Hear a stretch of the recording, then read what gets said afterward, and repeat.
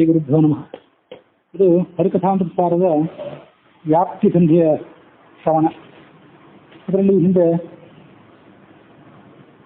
22 ಶ್ಲೋಕಗಳು ಸಮಾಪ್ತಿಯನ್ನು ಕಂಡಿದ್ದವು. 23ನೇ ಶ್ಲೋಕ, ವಾರಿದನು ಮಳೆಗರಿಯೇ ಬೆಳಗಿಹ ಭೂರು ಹಂಗಳು ಅನ್ನುವಂಥ ಶ್ಲೋಕವನ್ನು ಶ್ರವಣ ಮಾಡಬೇಕು. ವಾರಿದನು ಮಳೆಗರಿಯೇ ಬೆಳಗಿಹ ಭೂರು ಹಂಗಳು ಚಿತ್ರ ಫಲರಸ ಬ್ಯಾರೆ ಬ್ಯಾರಿಪ್ಪಂತೆ ಬಹುವಿಧ ಜೀವರೊಳಗಿದ್ದು ಮಾರಮಣನು ಅವರವರ ಯೋಗ್ಯತೆ ಮೀರದಲೇ ಗುಣಕರ್ಮಗಳ ಅನುಸಾರ ನಡೆಸುವ ದೇವನಿಗೆ ವೈಷಮ್ಯವೆಲ್ಲಿಹುದೋ. ಮುಗಿದಿರ್ಬೇಕು ಅಂತ ಅನ್ಕೊಂಡೆ. ಆಯ್ತು, ಓದಿದ್ದನೂ ಒಂದ್ಸರಿ ಸುಮ್ಮನೆ ಹೇಳ್ಬಿಡ್ತಾನೆ ಅಷ್ಟೆ. ಮೋಡ ಮೇಲಿಂದ ಮಳೆಗರಿತದೆ. ಆ ಮಳೆಗರೆದ್ರೂ ಕೂಡ ಕೆಳಗೆ ಭೂಮಿ ಮೇಲೆ ಬೆಳೆದಿರುವಂಥ ವೃಕ್ಷಗಳೇನಿರ್ತಾವಲ್ಲ, ಅವು ಚಿತ್ರ ಫಲ ರಸ ಬೇರೆ ಬೇರೆ ಇಪ್ಪಂತೆ. ನಾನಾ ಥರದ ಹಣ್ಣುಗಳನ್ನು, ನಾನಾ ಥರದ ಹೂಗಳನ್ನು, ಆ ನಾನಾ ಥರದ ಹಣ್ಣುಗಳಿಗೆ ಬೇರೆ ಬೇರೆ ಥರದ ರಸ ಬೇರೆ ಬೇರೆ ಇಪ್ಪಂತೆ. ಮಳೆ ಸುರಿಯೋದು ಒಂದೇ ಮಳೆ, ಮಳೆ ಅದೇ ನೀರು, ಆದರೆ ಹುಟ್ಟುವಂಥ ಹಣ್ಣುಗಳು ಮಾತ್ರ ಬೇರೆ ಥರ, ಅದರ ರಸ ಮಾತ್ರ ಬೇರೆ ಥರ. ಆ ಥರ ಭಗವಂತ ಬಹುವಿಧ ಜೀವರೊಳಗಿದ್ದು, ನಾನಾ ಥರದ ಜೀವರ ಒಳಗಿರ್ತಾನೆ. ಒಳಗಿದ್ದು ಮಾರಮಣನಾದಂಥ ಭಗವಂತ ಅವರವರ ಯೋಗ್ಯತೆ ಮೀರದಲೆ, ಆಯಾ ಜೀವರ ಯೋಗ್ಯತೆಯನ್ನು ಮೀರದಂತೆ ಗುಣಕರ್ಮಗಳ ಅನುಸಾರ ನಡೆಸುವ ಕರ್ಮಗಳನ್ನು ಮಾಡಿಸ್ತಾನೆ. ಅವ್ರ ಕಡೆಯಿಂದ ಅವರ ಗುಣಗಳೇನಿವೆಯೋ ಮೂಲ ಗುಣಗಳು, ಆ ಗುಣಗಳಿಗೆ ಅನುಸಾರವಾಗಿ ಕರ್ಮಗಳನ್ನು ಮಾಡಿಸ್ತಾನೆ. ಅವನಿಗೆ ಯಾವುದೇ ವೈಷಮ್ಯವಿಲ್ಲ. ವೈಷಮ್ಯ ನೈರ್ಘಣ್ಯ ಅಂತನ್ನೋದೇನಿದೆ ಅದು ಮನುಷ್ಯನಿಗಷ್ಟೇ. ಅವನಿಗೆ ಯಾರ ಬಗ್ಗೆಯೂ ದ್ವೇಷವಿಲ್ಲ, ಯಾರ ಬಗ್ಗೆಯೂ ಪ್ರೀತಿಯೂ ಇಲ್ಲ. ಒಂದು ಶ್ಲೋಕ ಮೇಲಿನ ಮೇಲೆ ನೆನಪಿಗೆ ಬರ್ತಿರ್ತದೆ ಮನುಷ್ಯನಿಗೆ. ಆ ಶ್ಲೋಕವನ್ನು ಅನುಸಂಧಾನ ಮಾಡ್ತೇವೆ. ನಮಗೂ ಭಗವಂತನಿಗೂ ಏನು ವ್ಯತ್ಯಾಸ ಅಂತಂದ್ರೆ, ಮುನೇರಪಿ ವನಸ್ಥಸ್ಯ ಸ್ವಾನಿ ಕರ್ಮಾಣಿ ಕುರುವತಃ ಉತ್ಪದ್ಯಂತೆ ತ್ರಯಃಪಕ್ಷ ಮಿತ್ರೋದಾಸೀನ ಶತ್ರುವಃ ಅಂತ ಹಿಂದೊಂದು ಬಾರಿ ಎಲ್ಲಾದ್ರೂ ಹೇಳಿದ್ರೆ ಅವಾಗ ಹೇಳಿದ್ದೇನೆ ಮತ್ತೊಂದು ಇದನ್ನು ಶ್ರವಣ ಮಾಡ್ತಿದ್ದೀವಿ ಅಂತ ತಿಳ್ಕೊಳ್ತೆ. ಹಿಂದೆ ನಾನು ಇದನ್ನು ಹೇಳಿಲ್ಲದೆ ಇದ್ರೆ ಅದು ಸ್ವಾರಸ್ಯ ಅನುಭವಿಸಿದೆ ಅಷ್ಟೇ.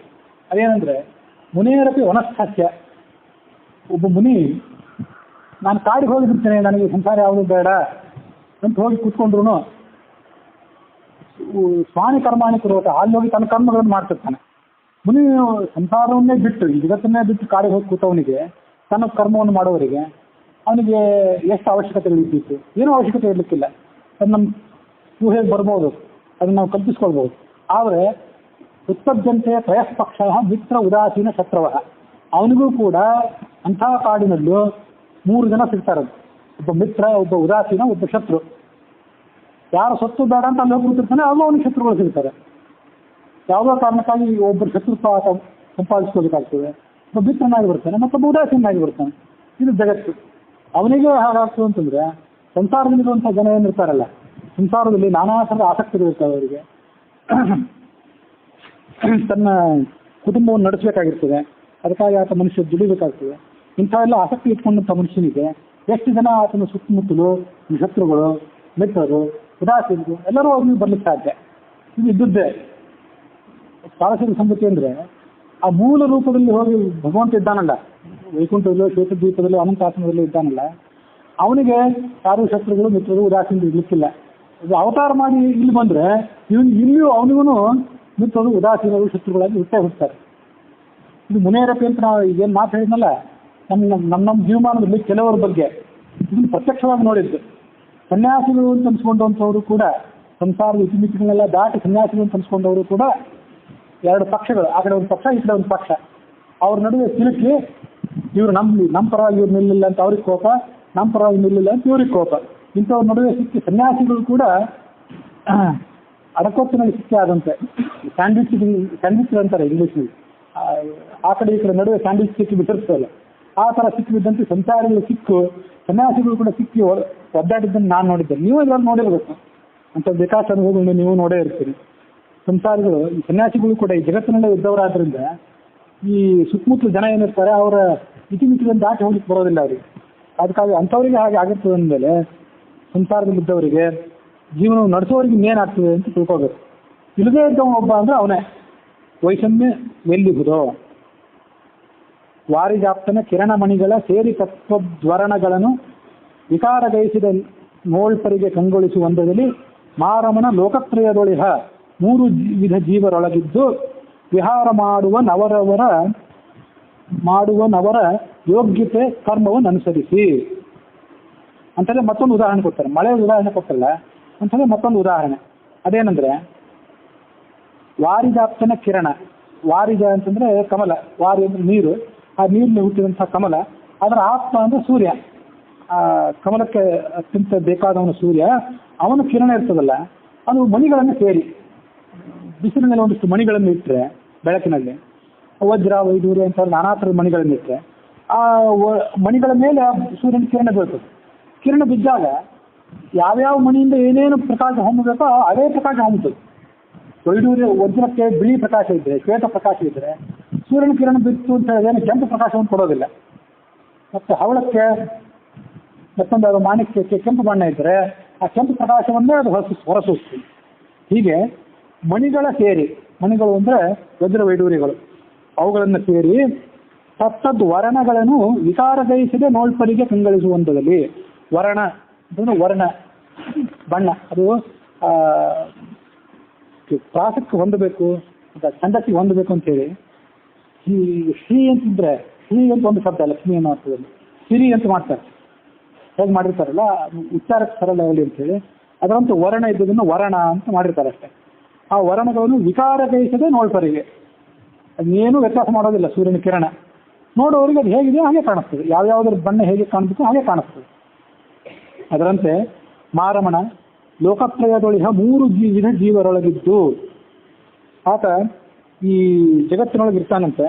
ಜಗತ್ತಿನೊಳಗಿದ್ದು 3 ವಿಧ ಜೀವರೊಳಗೆ, ಸಾತ್ವಿಕರು, ರಾಜಸರು, ತಾಮಸರು ಅಂತ ಹೀಗೆ 3 ವಿಧ ಜೀವರೊಳಗೆ ಆತ ಇದ್ದು ಅವರವರ ವಿಹಾರ ಮಾಡುವನು ಅವರ ಯೋಗ್ಯತೆ ಕರ್ಮವನ್ನು ಅನುಸರಿಸಿ, ಅವರವರ ಯೋಗ್ಯತೆ ಏನಿದೆ, ಅವರ ಕರ್ಮ ಏನಿದೆ ಅದನ್ನು ಗಮನಿಸಿಕೊಂಡು ಆತ ವಿಹಾರ ಮಾಡ್ತಾನೆ. ಅವ್ರ ಕಡೆಯಿಂದ ಆ ಕೆಲಸ ಮಾಡಿಸ್ತಾನೆ.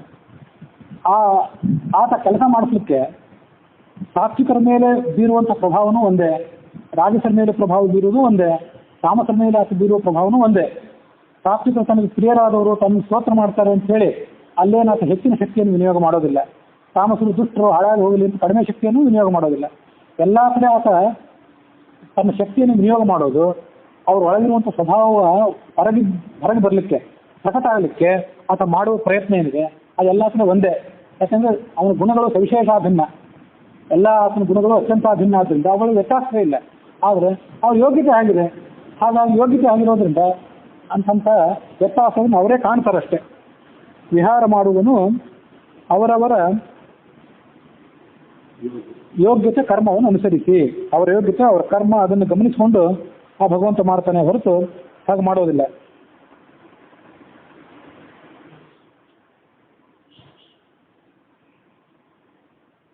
ಇಲ್ಲಿ ವಾರಿಜಾಪ್ತ ಅಂತ ಹೇಳಿದ್ರಲ್ಲ,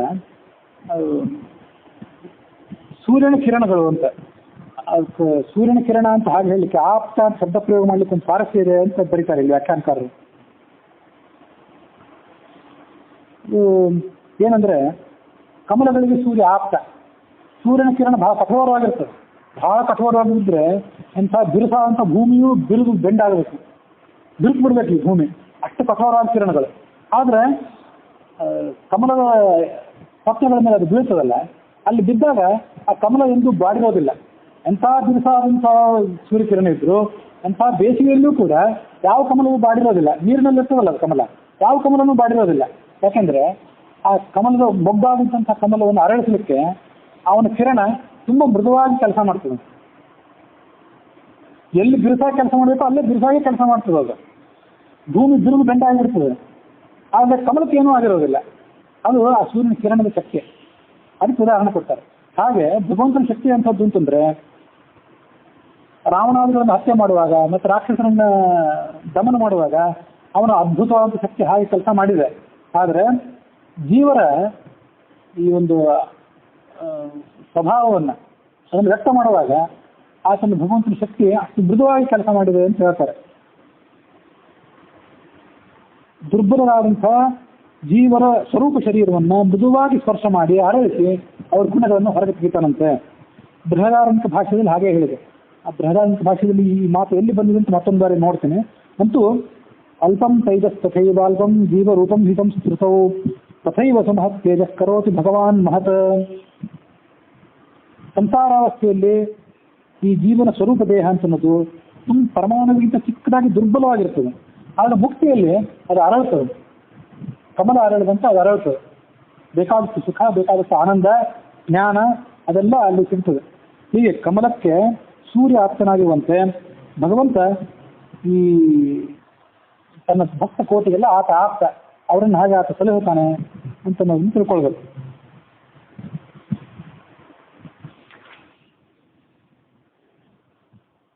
ಇದು ತಾತ್ಪರ್ಯ ನಿರ್ಣಯದಲ್ಲಿ ಹಿಂದೊಂದು ಬಾರಿ 1ನೇ ಅಧ್ಯಾಯದಲ್ಲಿ 4ನೇ ಶ್ಲೋಕದಲ್ಲಿ ನೋಡಿದ್ವಿ. ತನುಹೃತ್ ಸ್ವಭಾವ ಸಂಭೂತ್ಯೈ ಸ್ವಯಂ ವಿಹಾರ ಇಹಮೆ. ಇಷ್ಟನ್ನೆಲ್ಲ ಯಾಕೆ ಮಾಡ್ತೇನೆ ನಾನು? ನಾರಾಯಣನಾಗಿದ್ದವನು ವಾಸುದೇವ, ಸಂಕರ್ಷಣ, ಪ್ರದ್ಯುಮ್ನ, ಅನಿರುದ್ಧ ಹೀಗೆಲ್ಲ ರೂಪವನ್ನು ತಾಳಿದ. ಅವನಿಗೆ ಸರಿ ಜೋಡಿಯಾಗಿ ಲಕ್ಷ್ಮೀದೇವಿ ಕೂಡ 4 ರೂಪ ತಾಳಿದ್ದು. ಈ ಜಗತ್ತನ್ನೆಲ್ಲ ಸೃಷ್ಟಿ ಮಾಡಿದ, ಅವತಾರ ಮಾಡಿದ. ಇದನ್ನೆಲ್ಲ ಯಾಕೆ ಮಾಡ್ತೀನಿ ಅಂದರೆ ತನುಹೃತ್ ಸ್ವಭಾವ ಸಂಭೂತೆಯೇ.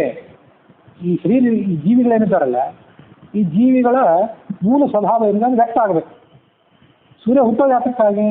ಕಮಲ ಅರಳಬೇಕು, ಭೂಮಿಯಲ್ಲಿ ಸಸ್ಯಗಳು ಎಲ್ಲ ಕಡೆ ಬೆಳಿಬೇಕು. ಅದರಿಂದ ಅವನಿಗೇನು ಪ್ರಯೋಜನ? ಅವನಿಗೇನು ಪ್ರಯೋಜನ ಇಲ್ಲ. ಅದಕ್ಕಾಗಿ ಸೂರ್ಯ ಉದಯಿಸ್ತಾನೆ, ಮತ್ತೆ ಅಸ್ತಂಗತನಾಗ್ತಾನೆ, ಮತ್ತೆ ಉದಯಿಸ್ತಾನೆ. ಸೂರ್ಯನ ಉದಯಾಸ್ತಮಾನಗಳೇನಿವೆ ಭಗವಂತ ತಗೊಳ್ಳುವಂತಹ ನಾನಾ ರೂಪಗಳಿಗೆ ಸಂಕೇತ. ಒಂದು ಅವತಾರವನ್ನು ಮಾಡ್ತಾನೆ, ಮತ್ತೆ ಅಸ್ತಂಗತನಾಗ್ತಾನೆ ಭಗವಂತ, ಮತ್ತೊಂದು ಅವತಾರವನ್ನು ತಾಳ್ತಾನೆ. ಸೂರ್ಯ ಅದೇ ಜಾಗದಲ್ಲಿ ಉದಯಿಸ್ತಾನೆ, ಅದೇ ಜಾಗದಲ್ಲಿ ಅಸ್ತಂಗತನಾಗ್ತಾನೆ, ಅದು ವಿಷಯ ಬೇರೆ. ಆದರೆ ಭಗವಂತ ನಾನಾ ಥರದ ರೂಪಗಳನ್ನು ತಾಳ್ತಾನೆ, ನಾನಾ ಥರದ ಚೇಷ್ಟೆಗಳನ್ನು ಮಾಡ್ತಾನೆ. ಅದೆಲ್ಲ ಈ ಜೀವನ ಸ್ವಭಾವ, ಮೂಲ ಸ್ವಭಾವ ಏನಿದೆ ಅದು ವ್ಯಕ್ತ ಆಗಲಿಕ್ಕಾಗಿ.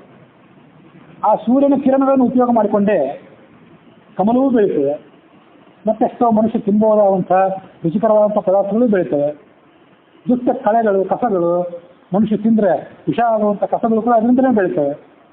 ಎಲ್ಲ ಬೆಳೆಯೋದು ಅದರಿಂದ. ಹಾಗೆ ಸೂರ್ಯನ ಕಿರಣಗಳ ಮೂಲಕ ಏನು ದ್ಯುತಿ ಸಂಶ್ಲೇಷಣ ಕ್ರಿಯೆ ಅಂತ ಆಗುತ್ತೆ, ಆ ಹಸಿರನ್ನು ಹೀರ್ಕೊಂಡು ಅದು ಬೆಳೀತಾವಲ್ಲ, ಸೂರ್ಯನ ಕಿರಣ ಎಲ್ಲರಿಗೂ ಬೇಕೇ ಬೇಕು. ಅವು ಆಯಾ ಗಿಡಗಳಲ್ಲಿ, ಆಯಾ ಲತೆಗಳಲ್ಲಿ, ಆಯಾ ಪದಗಳಲ್ಲಿ ಬೀಜದ ಮೂಲ ಶಕ್ತಿ ಏನಿದೆ ಆ ಶಕ್ತಿಗನುಸಾರ ಅವೆಲ್ಲ ಬೆಳೀತವೆ. ಸೂರ್ಯನಿಗೆ ಅದರಲ್ಲಿ ವ್ಯತ್ಯಾಸ ಏನಿಲ್ಲ. ಅದರಂತೆ ಹೀಗೆ ಇಲ್ಲೂ ಕೂಡ ತಿಳ್ಕೊಳ್ಬೇಕು. ಸ್ವಯಂ ವಿಹಾರ ಇಹಮೆ. ನನಗೇನು ಲಾಭ ಅಂದರೆ ಇದು ನನ್ನ ವಿಹಾರ ಅಷ್ಟೆ, ನನ್ನ ಲೀಲಾ. ಇದ್ರ ಬಗ್ಗೆ ಏನು ಪ್ರತ್ಯೇಕವಾದಂಥ ಒಂದು ಲಾಭ ನನಗಿಲ್ಲ ಅಂತ ಆತ ಹೇಳ್ತಾನೆ. ಇನ್ನು ಮುಂದೆ ಬರುವಂಥ ಶ್ಲೋಕ ಏನಿದೆ ಇದು ಕೂಡ ಬಹಳ ಒಂದು ಪ್ರಧಾನವಾದಂಥ ಶ್ಲೋಕ. ಅಲ್ಲಿ ಕೊಟ್ಟಿರುವಂಥ ದೃಷ್ಟಾಂತ ಅರ್ಥ ಮಾಡ್ಕೊಳ್ಳಿಕ್ಕೆ ಮೊದಲೇ ಮನಸ್ಸಿಗೆ ಒಂದಿಷ್ಟು ಪ್ರಯತ್ನ ಬೇಕಾಗ್ತದೆ.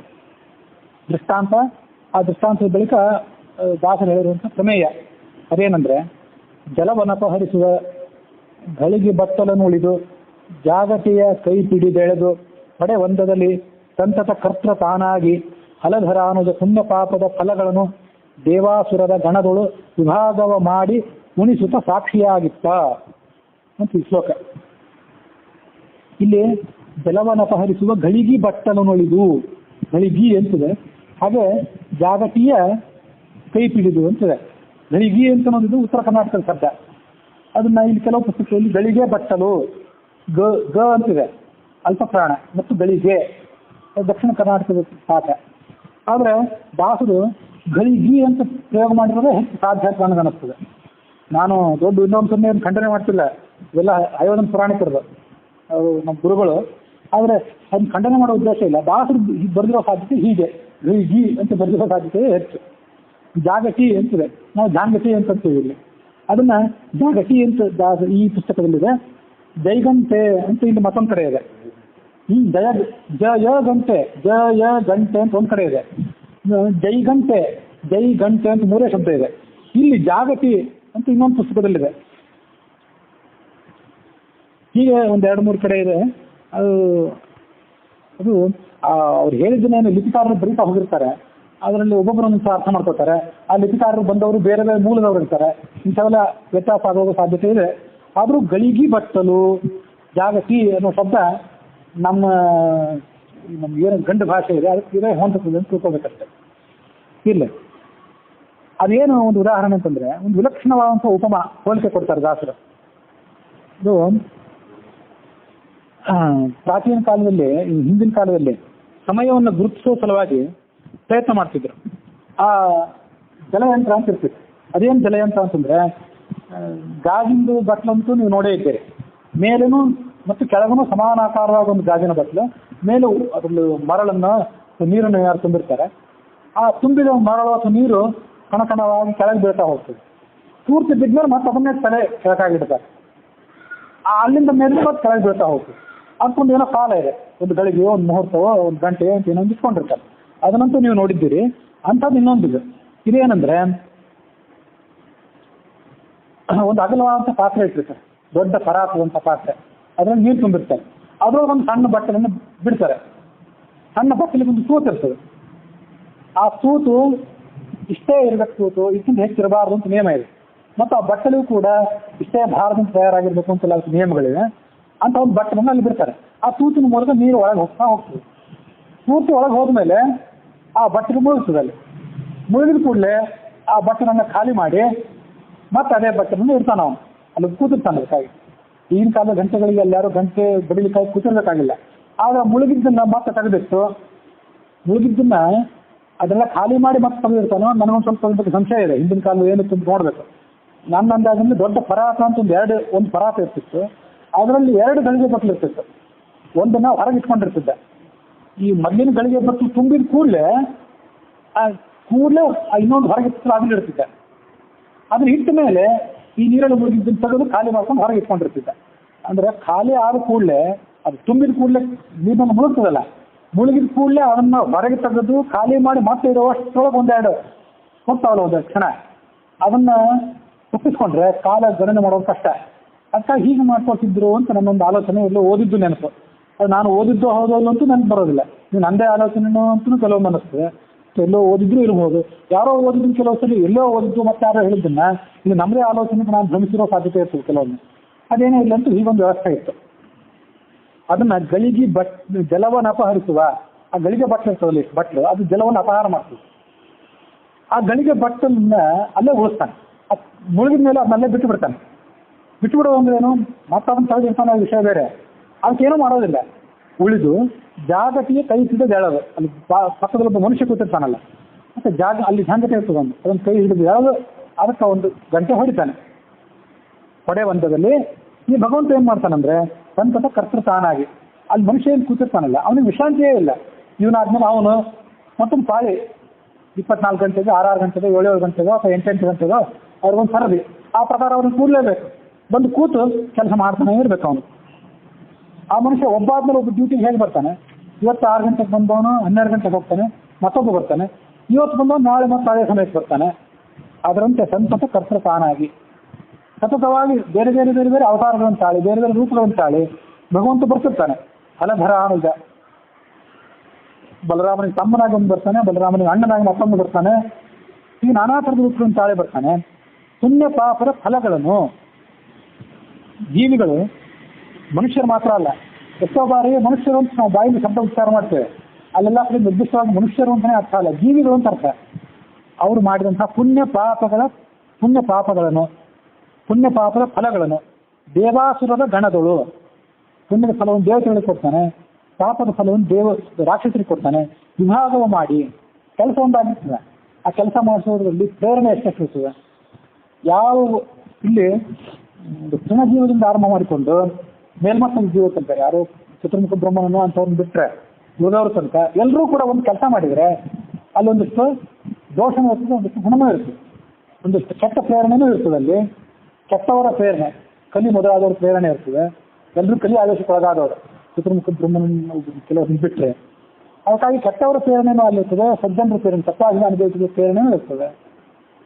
ಹೀಗೆ ಒಂದು ಕೆಲಸ ನಡೆದಾಗ ಆ ಕೆಲಸದ ಫಲವಾಗಿ ಆ ಕೆಲಸದ ಫಲವನ್ನು ಅನುಭವಿಸುವವರು ತುಂಬ ಜನ ಇರ್ತಾರೆ. ಒಬ್ಬ ಮನುಷ್ಯ ಈ ಭೂಲೋಕದಲ್ಲಿರುವಂಥ ಇವ್ರು ಯಾರು ತತ್ವಾಭಿಮಾನಿ ದೇವತೆಗಳಲ್ಲ, ನಾವ್ಯಾರು ಕೂಡ. ನಾವೊಂದು ಕೆಲಸ ಮಾಡಿದಾಗ ಅದರ ಫಲ ಸ್ವಂತ ನಮಗೂ ದೊರೀತದೆ, ನಮ್ಮ ಸುತ್ತಮುತ್ತ ಇದ್ದವ್ರಿಗೂ ದೊರೀತದೆ. ಗಂಡ ಹೆಂಡತಿ ಆಗಿದ್ದಂತೂ ಗಂಡ ಮಾಡಿದ ಫಲ ಹೆಂಡತಿ ಇಷ್ಟು ಬರಬೇಕು ಅಂತ ಇನ್ನೊಂದು ಬಾರಿ ಎಷ್ಟೋ ಹೇಳಿದ್ದೆ, ಅದೆಷ್ಟಂತ ನಮ್ಗೆ ಈಗ ನೆನಪಿಲ್ಲ. ಹೆಂಡತಿ ಮಾಡಿದರೆ ಪರಿಣಾಮ ಸ್ವಲ್ಪ ಗಂಡನೂ ಅನುಭವಿಸ್ತಾನೆ. ತತ್ವಾಭಿಮಾನಿ ದೇವತೆಗಳು ಆ ಕೆಲಸ ಮಾಡಿದ್ದಕ್ಕಾಗಿ ಅವ್ರಿಗೆ ಸಿಗಬೇಕು ಒಂದಿಷ್ಟು ಭಾಗ. ಆಮೇಲೆ ಮುಖ್ಯ ಪ್ರಾಣ ಕರ್ಮಗಳನ್ನು ಭಗವಂತನ ಸಮರ್ಪಣೆ ಮಾಡ್ತಾನಲ್ಲ, ಅವನಿಗೂ ಅದರ ಫಲ ಇದೆ. ಅದು ಆತನ ಕರ್ತವ್ಯ. ಅದು ಯಜ್ಞ ಮಾಡಿದರೆ ಯಜ್ಞದ ಭಾಗವನ್ನೆಲ್ಲ ತೊಗೊಂಡೋಗಿ ಅಗ್ನಿ ಪೋಸ್ಟ್ಮನ್ ಅಂತೆ, ಅಂತ್ಯವನಂತೆ ಆಯಾ ದೇವತೆಗಳಿಗೆ ತಲುಪಿಸ್ತಾನೆ. ಅಗ್ನಿ ಒಬ್ಬ ತತ್ವಾಭಿಮಾನಿ ದೇವತೆ. ಪುಣ್ಯದ ಪಾಪ ಎಲ್ಲ, ಪುಣ್ಯದ ಫಲ ಎಲ್ಲ ಅವ್ರಿಗೆ ಸೇರ್ತದೆ.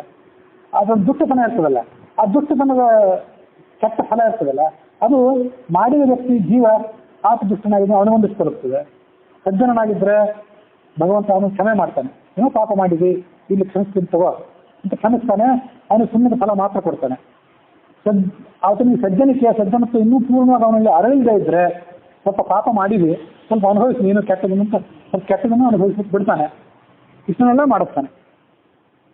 ದೇವಾಸುರರ ಗಣಗಳು ವಿಭಾಗವ ಮಾಡಿ, ಹೀಗೆ ವಿಭಾಗ ಮಾಡೋ ಶಕ್ತಿ ಅವನಿಗೊಬ್ಬನಿಗೆ, ವಿಭಾಗವ ಮಾಡಿ ಉಳಿಸುತ್ತ ಸಾಕ್ಷಿಯಾಗಿತ್ತ. ಇದೆಲ್ಲದಕ್ಕೂ ಸಾಕ್ಷಿಯಾಗಿ ನೋಡ್ತಾ ಕೂತಿರ್ತಾನೆ. ಯಾರು ಒಳ್ಳೇದು ಮಾಡಿದ್ರು ಹರ್ಷ ಇಲ್ಲ, ಯಾರು ಕೆಟ್ಟದ್ದು ಮಾಡಿದ್ರು ದುಃಖವಿಲ್ಲ, ಎಷ್ಟು ನಿರ್ಲಿಪ್ತಾಯ ನೋಡ್ತಾ ಕೂತಿರ್ತಾನೆ ಅಂತ ತಿಳ್ಕೊಳ್ಬೇಕಾಗಿ. ಹೀಗೆ ಅದಕ್ಕೆ ಸಂಬಂಧಪಟ್ಟಂತೆ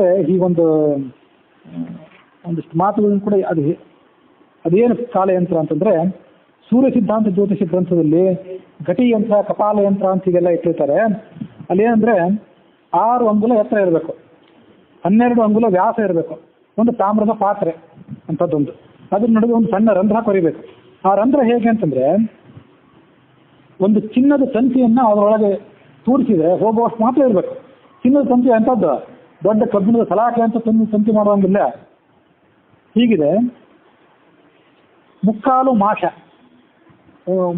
ಅಂದ್ರೆ ಪೋಣೆ ಮಾಷ ಅಂದ್ರೆ ಉದ್ದು ಅಂತ ನಾನು ಸುಮ್ಮನೆ ಹೇಳ್ತೇನೆ. ಹಿಂದೆಲ್ಲ ಒಂದು ಮಾಷ ಇದೆಲ್ಲ ಏನಂತ ಒಂದು ಅಳತೆ ಹಿಂದೆ ಹೇಳಿದ್ದೆ ಇದೆಲ್ಲ. ಆ ತೂಕದ ಒಂದು ಚಿನ್ನದ ತುಣುಕು, ಅದರಿಂದ 4 ಅಂಗುಲ ಉದ್ದದ ತಂತಿಯನ್ನು ಮಾಡಬೇಕು. ಇಷ್ಟು ಮುಕ್ಕಾಲು ಮಾಷ ಬಂಗಾರ ಅಂದ್ರೆ ಇಷ್ಟು ಬಂಗಾರ ಅಂತ ತಿಳ್ಕೊಳ್ಳಿ. ಇದರಿಂದ ಒಂದು ತಂತಿಯನ್ನು ಮಾಡಬೇಕು, 4 ಅಂಗುಲ ಉದ್ದದ ತಂತಿ.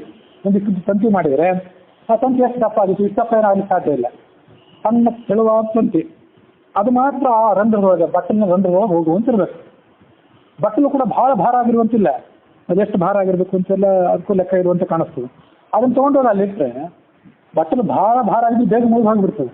ಹಾಗಾಗುವಂತಿಲ್ಲ. ಅದು ನೀರು ನಿಧಾನವಾಗಿ ಒಳಗೆ ಹೋದಾಗ ಮಾತ್ರ ಅದು ಮುಳುಗಬೇಕು. ಹಾಗೆ ವ್ಯವಸ್ಥೆ ತುಂಬಿಕೊಂಡು ಮುಳುಗ್ತದೆ. ನಕ್ಷತ್ರಮಾನ ಅಂತ ಒಂದು ಪುರಾಣಿಕರು ಬರೀತಾರೆ. ಹಿಂದೊಂದು ಬಾರಿ ಅದನ್ನು ಹೇಳಿದ್ದೆ. ಸೂರ್ಯನ ಗತಿಗನುಸಾರವಾಗಿ ವರ್ಷ ತಿಂಗಳು, ಚಂದ್ರನ ಗತಿಗನುಸಾರವಾಗಿ ವರ್ಷಗಳು ತಿಂಗಳು ಅಂತಿದೆ. ನಕ್ಷತ್ರಮಾನ ಅಂತ ಮತ್ತೊಂದಿದೆ, ಅದು ಇಲ್ಲ ಹರಿಕಥಾಂಸಾರದಲ್ಲಿ ಮತ್ತೊಂದು ಸರಿ ಮುಂದೆ ಬರೋದಿದೆ. ಅದನ್ನೆಲ್ಲ ವ್ಯತ್ಯಾಸ ಆವಾಗ ಮತ್ತೊಂದು ಸಾರಿ ಅಧ್ಯಯನ ಮಾಡಿ ಹೇಳ್ತೀನಿ. ಅಂತ ನಕ್ಷತ್ರಮಾನ ಅಂದ್ರೆ ಏನು? 27 ದಿವಸಗಳಿಗೆ ಒಂದು ಸರಿ ನಕ್ಷತ್ರದ ಸರದಿ ಮುಗಿತದಲ್ಲ, 27 ದಿವಸಕ್ಕೊಂದು ತಿಂಗಳು. ಇದನ್ನು ಗಮನಿಸ್ಬೇಕು. 30 ದಿವಸಕ್ಕೊಂದು ತಿಂಗಳು ಅಂತ ಅನ್ನೋದು ಅದೊಂದು ಲೆಕ್ಕ ಬೇರೆ. ಆಮೇಲೆ ಸೂರ್ಯನ ಪ್ರಕಾರ ಒಂದು ರಾಶಿಯಿಂದ ಮತ್ತೊಂದು ರಾಶಿಗೆ ದಾಟ್ತಾನಲ್ಲ, ಅದು ಸೂರ್ಯನ ಗಣನೆಯ ಪ್ರಕಾರ. ಅಂತ ಇದು ನಕ್ಷತ್ರಮಾನ, ಚಾಂದ್ರಮಾನ, ಸೌರಮಾನ, ಬಾರಹಸ್ಪತ್ಯಮಾನ ಅಂತ ಇನ್ನೊಂದಿದೆ, ಅದು ಬೇರೆ ಇದೆ. ಇದನ್ನು ನಕ್ಷತ್ರಮಾನ ಅಂತ ಕರೀತಾರೆ. ನಕ್ಷತ್ರಮಾನದ ಒಂದು ದಿನದಲ್ಲಿ 24 ಗಂಟೆ ಪೂರ್ಣ ಆಗ್ಲಿಕ್ಕಿಲ್ಲ. ಅದು ಪ್ರಾಯ ಎಷ್ಟಾಗ್ತದೆ ಇನ್ನೊಂದ್ಸರಿ ಲೆಕ್ಕ ಹಾಕಿ ಮತ್ತೊಂದು ಬಾರಿ ಯಾವಾಗ ಹೇಳ್ತೇನೆ. ಒಂದು ದಿವಸದಲ್ಲಿ 60 ಬಾರಿ ಮಾತ್ರ, ಅಂದ್ರೆ ಒಂದು ಗಳಿಗೆ 1 ಬಾರಿ ಮಾತ್ರ ಆ ಬಟ್ಲು ಮುಳುಗಬೇಕು. ಒಬ್ಬ ವ್ಯಕ್ತಿ ಅಲ್ಲೇ ಸಾಕ್ಷಿಯಾಗಿ ನಿಂತು ನೋಡ್ತಾ ಇರ್ತಾನೆ. ಬಟ್ಟಲು ಮುಗಿದ ಕೂಡಲೇ ಕೈಯಲ್ಲಿ ಅಲ್ಲೇ ಸಮೀಪದಲ್ಲಿ ಜಾಗಟ ಇರ್ತದೆ, ಅದನ್ನು ತಗೊಂಡು ಕೋಲಿನಿಂದ ಹೊಡಿತಾನೆ. ಹೀಗೆ ಹೊಡೆದಾಗ ಸುತ್ತಮುತ್ತಲಿದ್ದವರೆಲ್ಲ ಎಲ್ಲರ ಮನೆಯಲ್ಲೂ ಇದನ್ನು ಮಾಡ್ತಾ ಕೊಡ್ಲಿಕ್ಕೆ ಆಗೋದಿಲ್ಲ. ಮತ್ತು ಪ್ರತ್ಯೇಕವಾಗಿ ಒಬ್ಬ ಮನುಷ್ಯ ಕೊಡ್ಬೇಕಲ್ಲ, ಎಲ್ಲರಿಗೂ ಆತನ ಪರಾತ ಆಗೋದು ಬಟ್ಲು ಇಟ್ಕೊಳ್ಳಿಕ್ಕೆ ಆಗಬೇಕು. ಒಂದು ಅದಕ್ಕೆ ಯಾರು ಕಿಡಿಗೇರಿ ಹುಡುಗರು ಅಂತ ಕೈ ಹಚ್ಚಬಾರ್ದು. ಕೈ ಹಚ್ಚಿದ್ರೆ ಅರ್ಧ ತುಂಬಿದ ಬಟ್ಲು ಬೇಕಂತ ಮುಗಿಸ್ಬಿಟ್ರೆ ಗತಿ ಏನಾಗುತ್ತೆ, ಸಮಯ ತಿಳಿಯೋದು ಹೇಗೆ? ಅದಕ್ಕಾಗಿ ಎಲ್ಲರ ಮನೆಯಲ್ಲಿ ಅದಕ್ಕೆ ಸಾಧ್ಯ ಇಲ್ಲ. ಅದಕ್ಕೊಂದು ಪ್ರತ್ಯೇಕ ಸಮಯ ಶಾಲಾ, ವೇದಶಾಲಾ ಅಂತ ಇದ್ದಿರಬೇಕು. ಇದೆ ಅಂತ ಕೇಳಿದ್ದೇನೆ. ಅಲ್ಲೊಬ್ಬ ಮನುಷ್ಯ ಇರ್ತಾನೆ, ಬೇರೆ ಯಾರು ಅಲ್ಲಿ ಹೋಗೋದಿಲ್ಲ. ಮತ್ತು ಉಳಿದವ್ರ ಮನೆಯಲ್ಲಿ ಯಾಕೆ ಇರ್ಲಿಕ್ಕೆ ಸಾಧ್ಯ ಇಲ್ಲ ಅಂತ ಅವ್ರು ನೋಡ್ತಾ ಕೂತಿರ್ಬೇಕಲ್ಲ, ಎಲ್ಲ ಕೆಲಸ ಬಿಟ್ಟು. ಅದನ್ನ ಯಾರು ಮಾಡೋರು? ಅದೊಂದು ಪಗಾರ ಅಂತ ಇದ್ರೆ ಅವನು ಅದನ್ನೇ ನೋಡ್ತಾ ಕೂತಿರ್ತಾನೆ. ಅದಕ್ಕಾಗಿ ಒಂದು ಪ್ರತ್ಯೇಕವಾದ ವ್ಯವಸ್ಥೆ ಇರ್ತಾನೆ, ನೋಡ್ತಾ ಕೂತಿರ್ತಾನೆ. ಮುಳುಗಿದಾಗ ಘಂಟಾನಾದ ಮಾಡ್ತಾನೆ. ಇಲ್ಲ ಹೇಳೋದನ್ನು ಪುರಾಣಿಕರು ಬರೀತಾರೆ. ಅದು ವಿವಾಹದಲ್ಲಿಯೂ ಕೂಡ ಒಬ್ಬ ಜ್ಯೋತಿಷನ್ ಕರೆದು ಮುಹೂರ್ತ ನೀಡು ಅಂತ ಹೇಳ್ತಿದ್ರಂತೆ. ಜ್ಯೋತಿಷಿ ಗಳಿಗೆ ಬಟ್ಟಿನಲ್ಲಿ ವರುಣನನ್ನು ಆವಾಹನೆ ಮಾಡಿ ಪೂಜೆ ಮಾಡಿ ಅಕ್ಷತ ಕಾಳು ಹಾಕಿ ಅಂತಃಪಟವನ್ನು ಹಿಡಿಯುವ ಬ್ರಾಹ್ಮಣ ಕೈಯಲ್ಲಿ ಕೊಡ್ತಾನಂತ. ಅಕ್ಷತಗಳನ್ನು ಕೊಟ್ಟು ಸುಮುಹೂರ್ತ ಸಾವಧಾನ, ಸುಲಗ್ನ ಸಾವಧಾನ ಅಂತೆಲ್ಲ ಹೇಳ್ರಿ. ಸುಮುಹೂರ್ತ ಸಾವಧಾನ, ಎಲ್ಲರೂ ಗಮನ ಇಟ್ಟು ಕೇಳಿರಿ, ಆ ಸಮಯ ಬರೋದನ್ನು ಕಾಯಿರಿ ಅಂತ ಜನರಿಗೆ ಎಚ್ಚರಿಕೆ ಕೊಡ್ತಾನೆ. ಜನ ಎಲ್ಲ ಅಕ್ಷತೆಯನ್ನು ಕೈ ಹಿಡ್ಕೊಂಡು ಉಳಿದೆಲ್ಲ ಕೆಲಸ ನಿಲ್ಲಿಸಿ ನೋಡ್ತಾ ನಿಂತಿರಬೇಕು. ಒಳ್ಳೆ ಮುಹೂರ್ತ ಬರ್ತದೆ ಗಮನವಿಟ್ಟು ಕಾದಿರಿ ಅಂತ ಹೇಳಿ ಗಳಿಗೆ ಭಟ್ರನ್ನು ವೀಕ್ಷಿಸ್ತಾನಂತೆ. ಅದು ಮುಳುಗಿದ ಕೂಡಲೇ ಘಂಟಾನಾದ ಮಾಡ್ತಾನಂತೆ ಆ ಪುರೋಹಿತ ಜ್ಯೋತಿಷಿ. ಆವಾಗ ಉಳಿದವರೆಲ್ಲ ಏನು ಮಾಡ್ತಾರೆ, ಘಂಟಾನಾದ ಬಂತು, ಸುಮುಹೂರ್ತ ಬಂತು, ಇನ್ನು ನೀವು ಅಕ್ಷತೆ ಕಾಲ ಹಾಕ್ರಿ ಅಂತ ಹೇಳ್ತಾನಂತೆ. ಆವಾಗಿನ ಕಾಲದಲ್ಲಿ ಅಷ್ಟು ಕಷ್ಟ ಇತ್ತಾಗದು. ಈಗ ಅದೊಂದು ಸಮಯ ನಿರ್ಧಾರ ಮಾಡಿರ್ತಾರೆ ಎಲ್ಲರೂ ಅದಕ್ಕನುಸಾರವಾಗಿ. ಅವಾಗೊಂದು ಹಾಕ್ತಾರೆ, ಮತ್ತೊಂದು ಸರ್ತಿ ಅನುಕೂಲ ಆದಾಗ, ಮಂದಿಗೆ ಅನುಕೂಲ ಆದಾಗ ಮತ್ತೊಂದು ಬಾರಿ ಹಾಕ್ತಾರೆ, ಇಂಥದನ್ನೆಲ್ಲ ಮಾಡ್ತಾರೆ. ಹೀಗೆ ವಿವಾಹದಲ್ಲಿ ಮಾಡ್ತಾನೆ ಅಂತ ಒಂದು ಬರೀತಾರೆ. ಮತ್ತು ಇದು ಜಲವ ಅಪಹರಿಸುವಂಥ ಗಳಿಗೆ ಬಟ್ಟಲು. ಈ ಜಲವನ್ನು ಅಪಹರಿಸುವ ಗಳಿಗೆ ಬಟ್ಟಲು ಅಂತಿದೆಯಲ್ಲ, ಇದನ್ನು ಈ ಜಲ ಅಂದ್ರೆ ಏನು, ಗಳಿಗೆ ಬಟ್ಟಲು ಅಂದ್ರೆ ಯಾವುದು ಅಂತ ಅನ್ನೋದನ್ನೆಲ್ಲ ಈ ನಾನಾ ಥರದ ವ್ಯಾಖ್ಯಾನಕಾರರು ಅದನ್ನೆಲ್ಲ ಬೇರೆ ಬೇರೆ ರೀತಿಯಾಗಿ ವ್ಯಾಖ್ಯಾನ ಮಾಡ್ತಾರೆ. ಗಂಟೆ ಅಂದ್ರೆ ಏನು, ಅದೇನು ಬಡಿಯೋ ಗಂಟೆ ಇದೆಯಲ್ಲ, ಆ ಗಂಟೆ ಅಂದ್ರೆ ಏನು, ಅದೇನು ಮರಣವೇ, ಅದೇನು ಮೋಕ್ಷವೇ, ಮರಣಕ್ಕೆ ಸೂಚಿತವೇ, ಮೋಕ್ಷಕ್ಕೆ ಸೂಚಿತವೇ, ಹುಟ್ಟಿನ ಸೂಚಕವೇ, ಯಾವುದಕ್ಕೆ ಸೂಚಕ ಅದು ಅಂತ ಅನ್ನೋದನ್ನ ನಾನಾ ಥರದ ವ್ಯಾಖ್ಯಾನ ಮಾಡ್ತಾರೆ ಅವರು. ನಾವು ಅದನ್ನ ದಾಸರು ಅಂತ ಶಬ್ದವನ್ನು ಪ್ರಯೋಗ ಮಾಡಿದಾರಲ್ಲ, ಅವರವರ ಭಾವಕ್ಕೆ ತಕ್ಕಂತೆ ಅದನ್ನೆಲ್ಲ ಅರ್ಥ ಮಾಡ್ಕೊಳ್ಬೋದು ಜನ. ಹಾಗೆ ಅದನ್ನ ಅಂತ ಶಬ್ದವನ್ನೇ ದಾಸರು ಪ್ರಯೋಗ ಮಾಡಿದ್ದಾರೆ.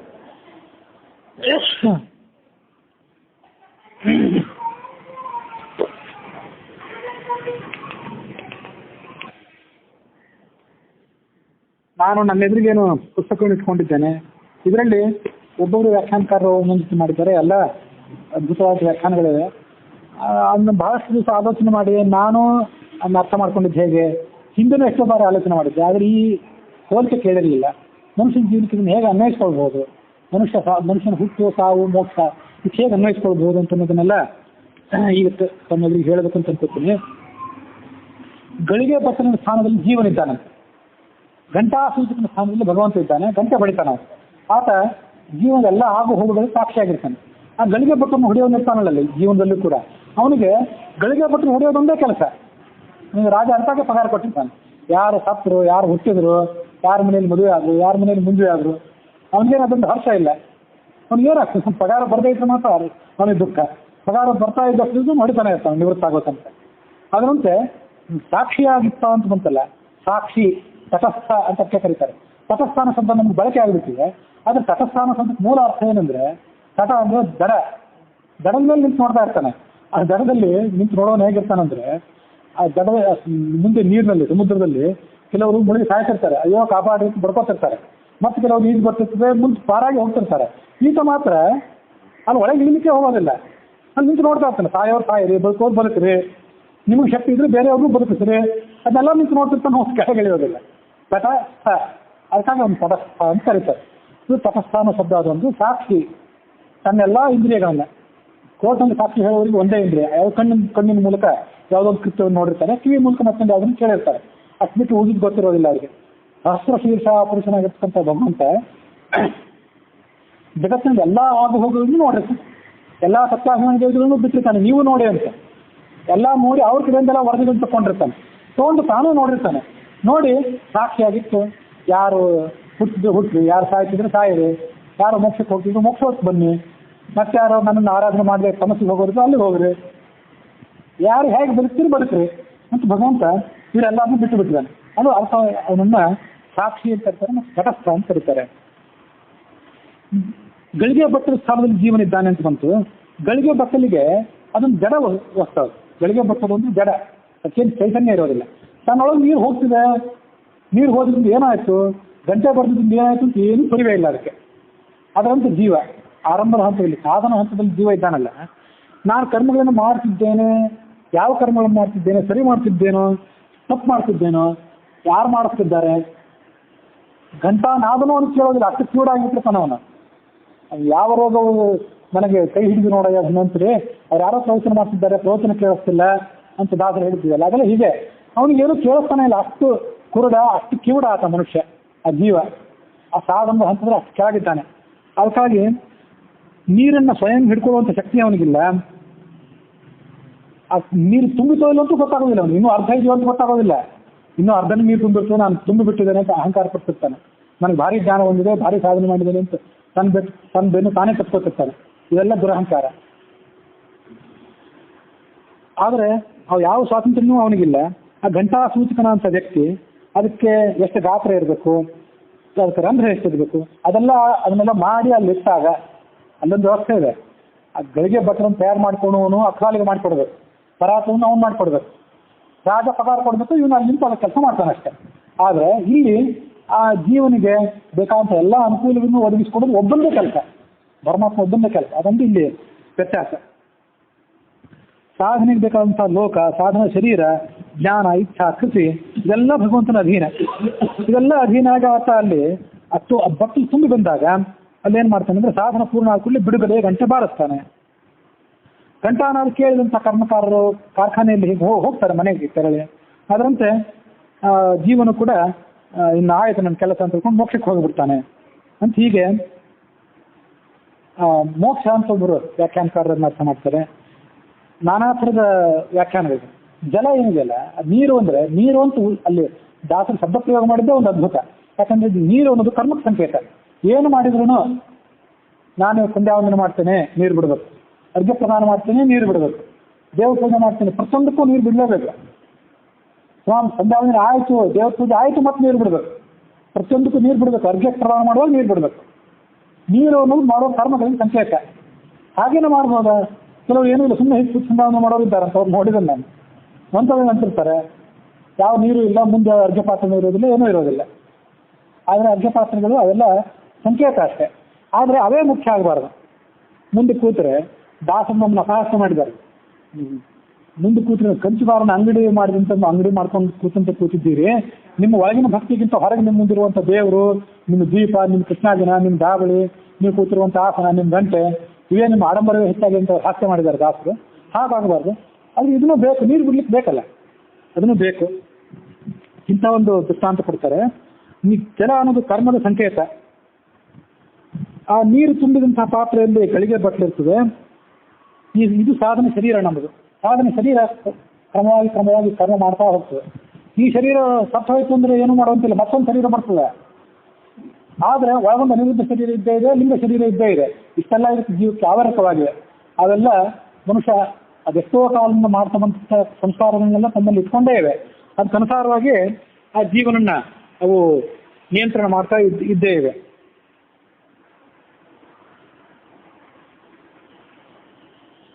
ಹೀಗೆ ಒಂದಿಷ್ಟು ವ್ಯಾಖ್ಯಾನಗಳನ್ನು ಮಾಡ್ತಾರೆ.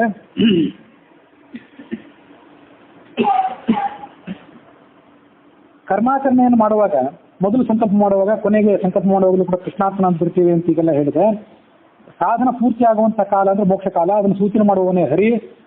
ಆ ಸಾಧನ ಶರೀರವನ್ನು ಬಿಟ್ಟು ಸಾಧನೆ ಇಲ್ಲಿ ತನಕ ನೀವೇನು ಸಾಧನ ಶರೀರ ಮಾಡಿದ್ರಲ್ಲ, ಸ್ಥೂಲ ಶರೀರ, ಅದರೊಳಗಿನ ಅನಿರುದ್ಧ, ಅದರೊಳಗಿನ ಲಿಂಗದೇಹ, ಅದನ್ನೆಲ್ಲ ಬಿಟ್ಟು ಜಲವಾದ ಪರಿಸುವ ಗಳಿಗೆ ಭಟ್ಟನ್ನು ಬಿಟ್ಟು ಅದನ್ನೆಲ್ಲ ಬಿಡ್ತಾನಂತೆ ಭಗವಂತ. ಅಲ್ಲೇ ಬಿಟ್ಟು ಬಿಡ್ತಾನ ಅದನ್ನು, ಆ ಗಳಿಗೆ ಭಟ್ಟಲನ್ನು ಬಿಟ್ಟು ಜಾಗಟೆ ಕೈಪಿಡಿದ ಹೇಳೋದು.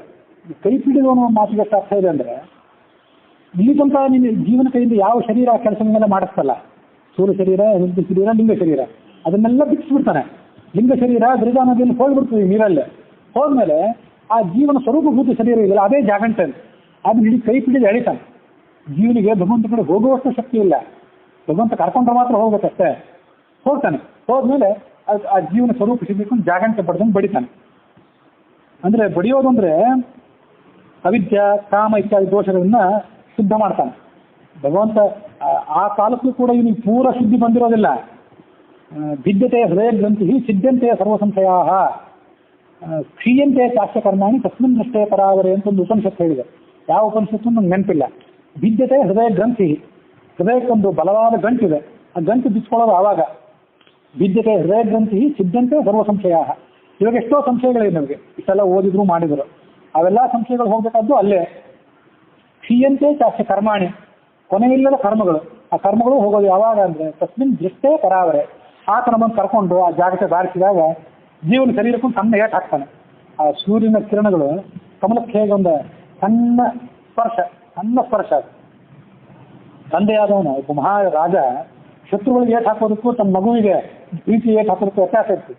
ಎಷ್ಟು ಮಹಾಪರಾಕ್ರಮಿ ಆದ್ರೂ ಆ ಮಗುವನ್ನು ಆತ ನೋಡ್ಕೊಳ್ಳೋ ರೀತಿ ಬೇರೆ ಇರ್ತದೆ. ಅದರಂತೆ ಅಲ್ಲಿ ಆ ಜೀವನ ಸ್ವರೂಪ ಶರೀರಕ್ಕೆ ಏಟ್ ಹಾಕಿ ಅವಿದ್ಯಾ ಕಾಮಾದಿಗಳನ್ನು ಸ್ವಚ್ಛ ಮಾಡ್ತಾನಂತೆ. ಆವಾಗ ಆ ಜಾಂಗತೆಯಿಂದ ಒಂದು ಶಬ್ದ ಹೊರಗೆ ಬರ್ತದಲ್ಲ, ಹಾಗೆ ಆ ಜೀವನ ಸ್ವರೂಪ ಶರೀರದಿಂದ ಒಂದು ಮಂಗಳಕರವಾದ ಧ್ವನಿ ಹೊರಗೆ ಬರ್ತದೆ. ಒಡಲ ಜಾಂಗಟೆ ಮಾಡಿ ನುಡಿವ ನಾಲಿಗೆಯ ಪಿಡಿದು ಬಿಡದೆ ಘನಘನದೆಂದು ಅಂತ ಪುರಂದರದಾಸರು ಇದನ್ನೇ ಹೇಳಿದ್ದಾನೆ. ಒಡಲು ಅಂದ್ರೆ ಸ್ವರೂಪ ಶರೀರ, ಅದನ್ನೇ ಜಾಂಗಟೆ ಅಂತ ತಿಳ್ಕೊಳ್ಳಿ. ನುಡಿಯುವ ನಾಲಿಗೆ, ಭಗವಂತನ ನಾಮ ನುಡಿಲಿಕ್ಕಾಗಿ ನಾಲಿಗೆ ಇರೋದು. ಭಾಗವತದಲ್ಲಿ ಧ್ರುವ ಹೇಳಿದ್ದು ಅದನ್ನೇ, ಯುವಂತಃ ಪ್ರವಿಶ್ಯ ಮಮ ವಾಚ ಮೀಮಾಂ ಪ್ರಸುಪ್ತಾಂ ಸಂಜೀವಯತಿ. ನನಗೆ ಮಾತಾಡೋ ಶಕ್ತಿನೂ ಇಲ್ಲ, ಆ ಮಾತಾಡೋ ಶಕ್ತಿನೆಲ್ಲ ಭಗವಂತನೇ ಕೊಟ್ಟದ್ದು. ಜಾಂಗಟೆ ಅಂದ್ರೆ ಜೀವ ಆವಾಗ ಭಗವಂತನ ಸ್ತೋತ್ರ ಮಾಡಲಿಕ್ಕೆ ಪ್ರಾರಂಭ ಮಾಡ್ತಾನೆ. ಅವನ ಕರ್ಮಗಳೆಲ್ಲ ದೋಷಗಳೆಲ್ಲ ಹೋದಾಗ ಆ ಮಂಗಳಕರವಾದ ಶಬ್ದ ಜೀವನದಿಂದ ಹೊರಗೆ ಬರಬೇಕಾದ ನಿಜ. ಇಲ್ಲಿ ತನಕ ಮಾಡೋ ಪ್ರವಚನ ಎಲ್ಲ ಪಾರಾಯಣಗಳು ಎಲ್ಲ ಸುಮ್ಮನೆ ಪೂರ್ಣ ಶಕ್ತಿಯಿಂದ ಮಾಡ್ಲಿಕ್ಕೆ ಆಗಿರೋದಿಲ್ಲ. ನಿಜವಾದ ಮಂಗಳ ಧ್ವನಿ ಅವಾಗಲೇ. ಇಲ್ಲಿ ಕೇಳಿದಿರುವಂಥ ಮಂಗಳ ಧ್ವನಿಗಳೆಲ್ಲ ನಾಟಕದ ಮಂಗಳ ಧ್ವನಿಗಳಷ್ಟೇ ಇವೆಲ್ಲ. ಹೀಗೆ ಭಗವಂತನೇ ಹೊಡಿಬೇಕು, ಭಗವಂತನೇ ನಮ್ಮ ನಾಲಿಗೆಯಿಂದ ಆ ಮಾತನ್ನು ನುಡಿಸ್ಬೇಕು. ನುಡಿಸಿದಾಗ ಅದೆಲ್ಲ ಬರ್ತದೆ ಅಂತ ಒಂದು ಅರ್ಥ. ಅಂತೂ ಜಲವನ್ನು ಅಪಹರಿಸುವ ಗಳಿಗೆ ಬರ್ತವನ್ನು ಅಲ್ಲೇ ಬಿಡೋದು ಅಂದ್ರೆ ಲಿಂಗ ಶರೀರ, ನೈರುದ್ಧ ಶರೀರ, ಸ್ಥೂಲ ಶರೀರದಿಂದ ಅಲ್ಲೇ ನೀರಲ್ಲಿ ಬಿಟ್ಬಿಡ್ತಾನೆ. ನೀರು ಒಂದು ಸಂಸಾರ ನೀರು ಅಂತ ತಿಳ್ಕೊಳ್ಳಿ, ವಿರಜಾನದಿ ಅಂತ ತಿಳ್ಕೊಳ್ಳಿ, ಏನಂತ ಅದನ್ನು ತಿಳ್ಕೊಳ್ಳಿ. ಹಾಗೆ ಒಂದು ಶಬ್ದಕ್ಕೆ ಯಾವುದೋ ಒಂದನ್ನು ನಿರ್ದಿಷ್ಟವಾಗಿ ದಾಸರು ಹೇಳಿದ್ರೆ ನಾವು ಅಷ್ಟನ್ನೇ ತಿಳ್ಕೊಂಡ್ಬಿಡ್ತಿದ್ವಿ. ಅವ್ರು ನೀರು ಅಂತ ಹೇಳಿದ್ರೆ ಏನ್ ಬೇಕಾದ್ರೂ ತಿಳ್ಕೊಳ್ಬಹುದು ಅಂತ ಅದ್ಭುತವಾದಂಥ ಶಬ್ದ ಪ್ರಯೋಗ. ಅದು ಸಂಸ್ಕೃತದಲ್ಲಿ ಇಂಥ ವೈಶಿಷ್ಟ್ಯಗಳನ್ನ ನಾವು ಕಾಣ್ತೇವೆ. ಅನೇಕ ಅರ್ಥಗಳನ್ನು ಹಂಸುವಂಥ ಶಬ್ದ ಪ್ರಯೋಗಗಳು. ಸಂಸ್ಕೃತದಲ್ಲಿ ಪ್ರಕಾಂಡ ಪಂಡಿತ ಆದ್ದರಿಂದ ದಾಸರು ಅಂತ ಶಬ್ದಗಳನ್ನು ಇಲ್ಲೂ ಕೂಡ ಕನ್ನಡದಲ್ಲಿ ಕೂಡ ಅವರು ಆ ಶಬ್ದಗಳನ್ನು ಜೋಡಿಸ್ಕೊಳ್ಳೋದು ಅಂತ. ಶಬ್ದಗಳಿಗೆ ಮೂಲತಃ ಎಂತೆಂಥದ್ದು ಶಕ್ತಿ ಇರ್ತದೆ. ಆ ಶಬ್ದಗಳಲ್ಲಿ ಜೋಡಿಸ್ತಾರಲ್ಲ, ಜೋಡಿಸಿ ಶಬ್ದಗಳು ಒಂದು ಅರ್ಥ ಹೊರಹೊಮ್ಮತ ಮಾಡ್ತಾರಲ್ಲ, ಅದು ಅಲ್ಲಿ ಅದ್ಭುತ. ದೇವಸ್ವಭಾವರ ಅಂತ ಸಾತ್ವಿಕರ ಗಣಕ್ಕೆ ಮೇಲೆ ಹೇಳಿದಂಥ ನೀರು ಸತ್ಕರ್ಮಕ್ಕೆ ಸಂಕೇತ. ನೀರು ತುಂಬಿದಾಗ ಸಾಧನ ಶರೀರ ಮುಳುಗ್ತದೆ, ಅದು ಬಿದ್ದು ಹೋಗ್ತದೆ. ಆಗ ಜ್ಞಾನಿ ಏನ್ ಮಾಡ್ತಾನೆ, ತನ್ನ ಸ್ವರೂಪ ಶರೀರದಿಂದ ಹಯಗ್ರೀವ ಹಯಗ್ರೀವ ಹಯಗ್ರೀವೇತಿ ವಾದನಂ ನರಂ ಮುಂಚಂತಿ ತಾತಾನಿ ದರಿದ್ರನೋ ಯೋಷಿತ ಹಯಗ್ರೀವ ಹಯಗ್ರೀವ ಅಂತ ಉಚ್ಚಾರ ಮಾಡ್ತಾನಂತೆ. ಧ್ವನಿ ಮಾಡ್ತಾ ಮಾಡ್ತಾ ಹೋದ್ರೆ ವಿಶೋಭತೇಜ ವೈಕುಂಠ ಕವಾಟೋದ್ಘಾಟನ ಧ್ವನಿ ಅಂತ ವಾದಿರಾಜ ಸ್ವಾಮಿಗಳು ಹೇಳ್ತಾರೆ. ಹಯಗ್ರೀವ ಹಯಗ್ರೀವೇತಿ ಹಯಗ್ರೀವೇತಿ ಯೋ ಧ್ವನಿ ವಿಶೋಭತೇಜ ವೈಕುಂಠ ಕವಾಟೋದ್ಘಾಟನ ಧ್ವನಿ. ಹಯಗ್ರೀವ ಹಯಗ್ರೀವ ಅಂತ ಅಂತ ಇರಿ. ಆ ಶಬ್ದ ಏನಿದೆ ಈಗ ಅಂದ್ರೆ ನೀವು ಅವಾಗ ಇರ್ಬೋದು ಬಿಡುಗಡೆ ಕಾಲ. ಈಗ ಒಂದೊಂದು ಅಭ್ಯಾಸ ಮಾಡ್ರಿ. ಬಾಹ್ಯ ಶರೀರದಿಂದ ಈಗಂದ್ರೆ ಈಗ ಬಾಹ್ಯ ಶರೀರಕ್ಕೆ ಆ ತರಬೇತಿ ಸಿಕ್ಕರೆ ನಾಳೆ ಸ್ವರೂಪ ಶರೀರವನ್ನು ಅನ್ನೋದನ್ನು ಅಭ್ಯಾಸ ಮಾಡ್ಕೋತೀವಿ. ಆ ಸಮಯದಲ್ಲಿ ಈಗ ಯುವಕರಾಗಿದ್ದಾಗ ಅಂದಿದ್ದು ಮರಣ ಕಾಲದಲ್ಲಿ ಹೇಗೆ ನೆನಪಿಗೆ ಬರ್ತದಲ್ಲ, ಈ ಸಾಧನ ಕಾಲದಲ್ಲಿ ಮಾಡಿದ್ದು ಆ ಸ್ವರೂಪ ಶರೀರ ನಾಳೆ ಅದನ್ನು ಅನ್ಲಿಕ್ಕೆ ಅನುಕೂಲ ಆಗ್ತದೆ. ಆವಾಗ ವೈಕುಂಠದ ಕವಾಟಗಳು ತೆರೆದುಕೊಳ್ಳಲಿಕ್ಕೆ ಅನುಕೂಲ ಆಗ್ತದೆ. ಹೀಗೆ ಈ ಧ್ವನಿ ಮೋಕ್ಷಕ್ಕೆ ಸೂಚಕ ಅಂತ ಒಂದು ಅರ್ಥ, ಅದು ಪುರಾಣದಲ್ಲಿ ಹೇಳಿದಂಥ ಅರ್ಥ. ತಾಮಸರಿಗೂ ಅದನ್ನು ಅನ್ವಯ ಮಾಡಬಹುದಂತ. ತಾಮಸ ಸ್ವಭಾವದವರಿಗೆ ನೀರು ಒಂದು ದುಷ್ಕರ್ಮಕ್ಕೆ ಸಂಕೇತ, ಸಜ್ಜನರಿಗೆ ಸುಕರ್ಮಕ್ಕೆ ಸಂಕೇತ, ತಾಮಸ ಜನರಿಗೆ ದುಷ್ಕರ್ಮಕ್ಕೆ ಸಂಕೇತ.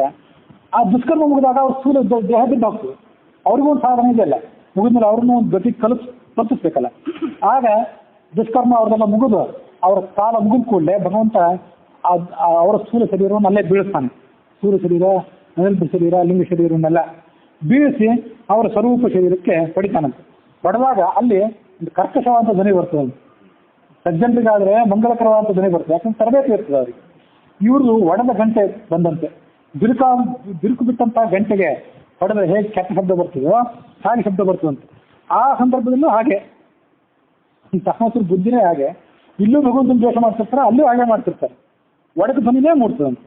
ಅದಕ್ಕೆ ಸಂಕೇತ ಏನಂದ್ರೆ ದುರ್ಯೋಧನ ತೊಡೆ ಮುರಿದು ಬಿದ್ನಲ್ಲ, ತೊಡೆ ಮುರಿದು ಬಿದ್ದಾಗಲೂ ನೀನು ಪಾಪಿ ಅಂದ. ವಾಲಿ ತನಗೆ ಸಂಕಟ ಆದಾಗ ಭಗವಂತನ ಮೊದಲು ನಿಂದನೆ ಮಾಡಿದ. ಆದ್ರೆ ಕೊನೆಗೆ ನಾನು ತಪ್ಪಾಯ್ತು, ನಾನು ಕ್ಷಮೆ ಮಾಡು ಅಂತ ಕೇಳ್ಕೊಂಡ. ಯಾಕಂದ್ರೆ ಅದು ಬಿರುಕು ಬಿಡದೇ ಇರುವಂಥ ನಿಜವಾದ ಕಂಚಿನ ಗಂಟೆ, ಅದು ಒಡಲ ಗಂಟೆ. ಇದು ದುರ್ಯೋಧನದ ಬಿರುಕು ಬಿಟ್ಟ ಗಂಟೆ. ಇದು ಮನಸ್ಸೂ ಬಿರುಕು, ದೇಹವೂ ಬಿರುಕು, ಬುದ್ಧಿಯೂ ಬಿರುಕು, ಎಲ್ಲನೂ ಬಿರುಕೆ ಇದ್ದಿದ್ದರಿಂದ ನೀವು ಮಹಾಪಾಪಿ ಅಂತ ಬೈದ ಅರ್ಜುನನ ಭಗವಂತನನ್ನ. ಆಯ್ತು ಬೈ ಅಂತ. ಭೀಮ ಬೈದು, ದುರ್ಯೋಧನ ಬೈದರು, ಮತ್ತೆ ಯಾರೇ ಹೊಗಳಿದ್ರು, ಎಲ್ಲ ಅವನಿಗೆ ಒಂದೇ. ಅದಕ್ಕೆ ಅವನು ಸಾಕ್ಷಿ. ಆ ಮಹಾಪಾಪವನ್ನು ಅವನಿಗೆ ಉಣಿಸಿದೆ ದುರ್ಯೋಧನನಿಗೆ. ಮತ್ತು ಉಳಿದವರಿಗೆ ಅವ್ರಿಗೇನು ಪುಣ್ಯವನ್ನು ಕೊಡಬೇಕಾಗಿತ್ತು ಅವ್ರಿಗೆ ಕೊಟ್ಟ.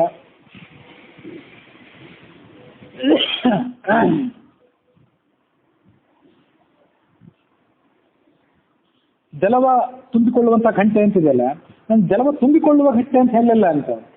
ಜಲವನ್ನು ಅಪಹರಿಸುವ ಗಳಿಗೆ ಬಟ್ಟಲು ಅಂತ ಹೀಗೆ ಹೇಳಿದ್ರು. ಅದು ಕೂಡ ಬಹಳ ಅರ್ಥಪೂರ್ಣವಾಗಿದೆ ಅಂತ ಹೇಳ್ತಾರೆ ಪುರಾಣಿಕರು. ಅಂತ ಇದು ಪುರಾಣಿಕರು ಪ್ರತಿ ತಿಂಗಳು ಸಪ್ತವಾದಕ್ಕೆ ಹರಿಕಥಾಮೃತ ವ್ಯಾಖ್ಯಾನ ಬರೀತಿದ್ರು. ತಿಂಗಳಿಗೆ ಒಂದ್ಸರಿ ಬರೋದು ಸತ್ವವಾಗ. ಅದು ಎಷ್ಟು ಪದ್ಯ ಬರ್ಲಿಕ್ಕಿದ್ದು ಒಂದೇ ಪದ್ಯ, ಒಂದು ಪದ್ಯಕ್ಕೆ 3-4 ವಿವರಣೆ.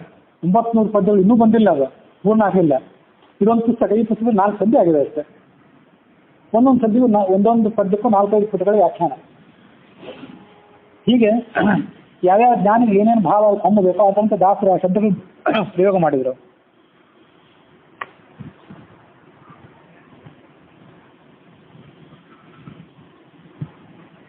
ಜಲವನ್ನು ಅಪಹರಿಸುವುದು ಅಂತಂದ್ರೆ ಭಗವಂತ ಮಾಡಿದ ಕರ್ಮಗಳನ್ನು ತಾನು ಮಾಡಿದೆ ಅಂತ ತಿಳ್ಕೊಳ್ಳೋದು. ಅಹಂಕಾರ ವಿಮೂಢಾತ್ಮ ಕರ್ತ ಅಹಮಿತ ಮನ್ಯತೆ ಅಂತ ಭಗವದ್ಗೀತೆ. ನಾನು ಕರ್ತ, ನಾನು ಜ್ಞಾನಿ ಅಂತ ಯಾರು ದುರಹಂಕಾರ ಪಡ್ತಿರ್ತಾರೆ, ಅದನ್ನ ಭಗವಂತ ಮಾಡಿದ ಕರ್ಮವನ್ನು ತನ್ನಗೂ ತಿಳ್ಕೊಳ್ಳೋದು ಏನಿದೆ, ತಾನೇ ಸ್ವತಂತ್ರ ಕರ್ತ ಅಂತ ತಿಳ್ಕೊಳ್ಳೋದನ್ನ ಅಂಥವ್ರನ್ನ ಭಗವಂತ ಮುಳುಗಿಸ್ಬಿಡ್ತಾನೆ. ಅಲ್ಲೇ ಮುಳುಗಿಸ್ಬಿಡ್ತಾನೆ. ಮುಳುಗಿಸಿ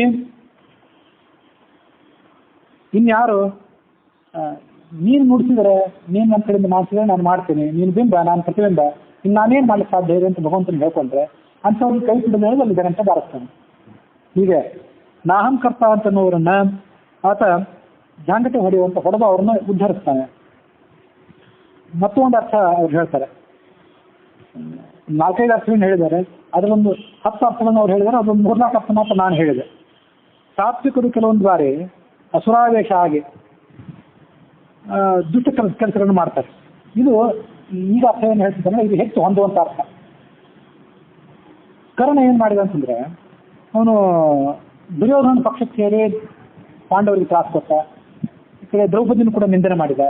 ಅದೆಲ್ಲ ಮಾಡಿದ್ರು ಕೂಡ ಅವನು ಏನ್ ಮಾಡಿದ ಅಂತಂದ್ರೆ, ಇಲ್ಲೊಂದು ಮಾತು ಬರೀತಾರೆ, ದುರ್ಯೋಧನ ಮೆಚ್ಚಿಸಬೇಕು ಅಂತ ದ್ರೌಪದಿಯನ್ನು ವೇಶ್ಯ ಅಂತ ಕರೆದ್ಬೇಕಂತ. ಇಂತಹ ಪಾಪಗಳನ್ನೆಲ್ಲ ಮಾಡಿದ್ದ.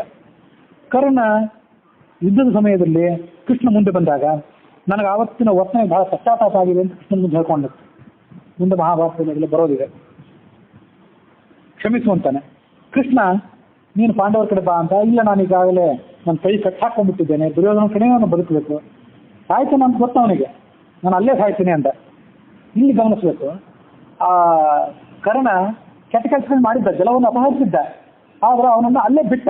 ಅವನಿಗೇನು ಅವನು ಏಟ್ ಹಾಕಲಿಲ್ಲ.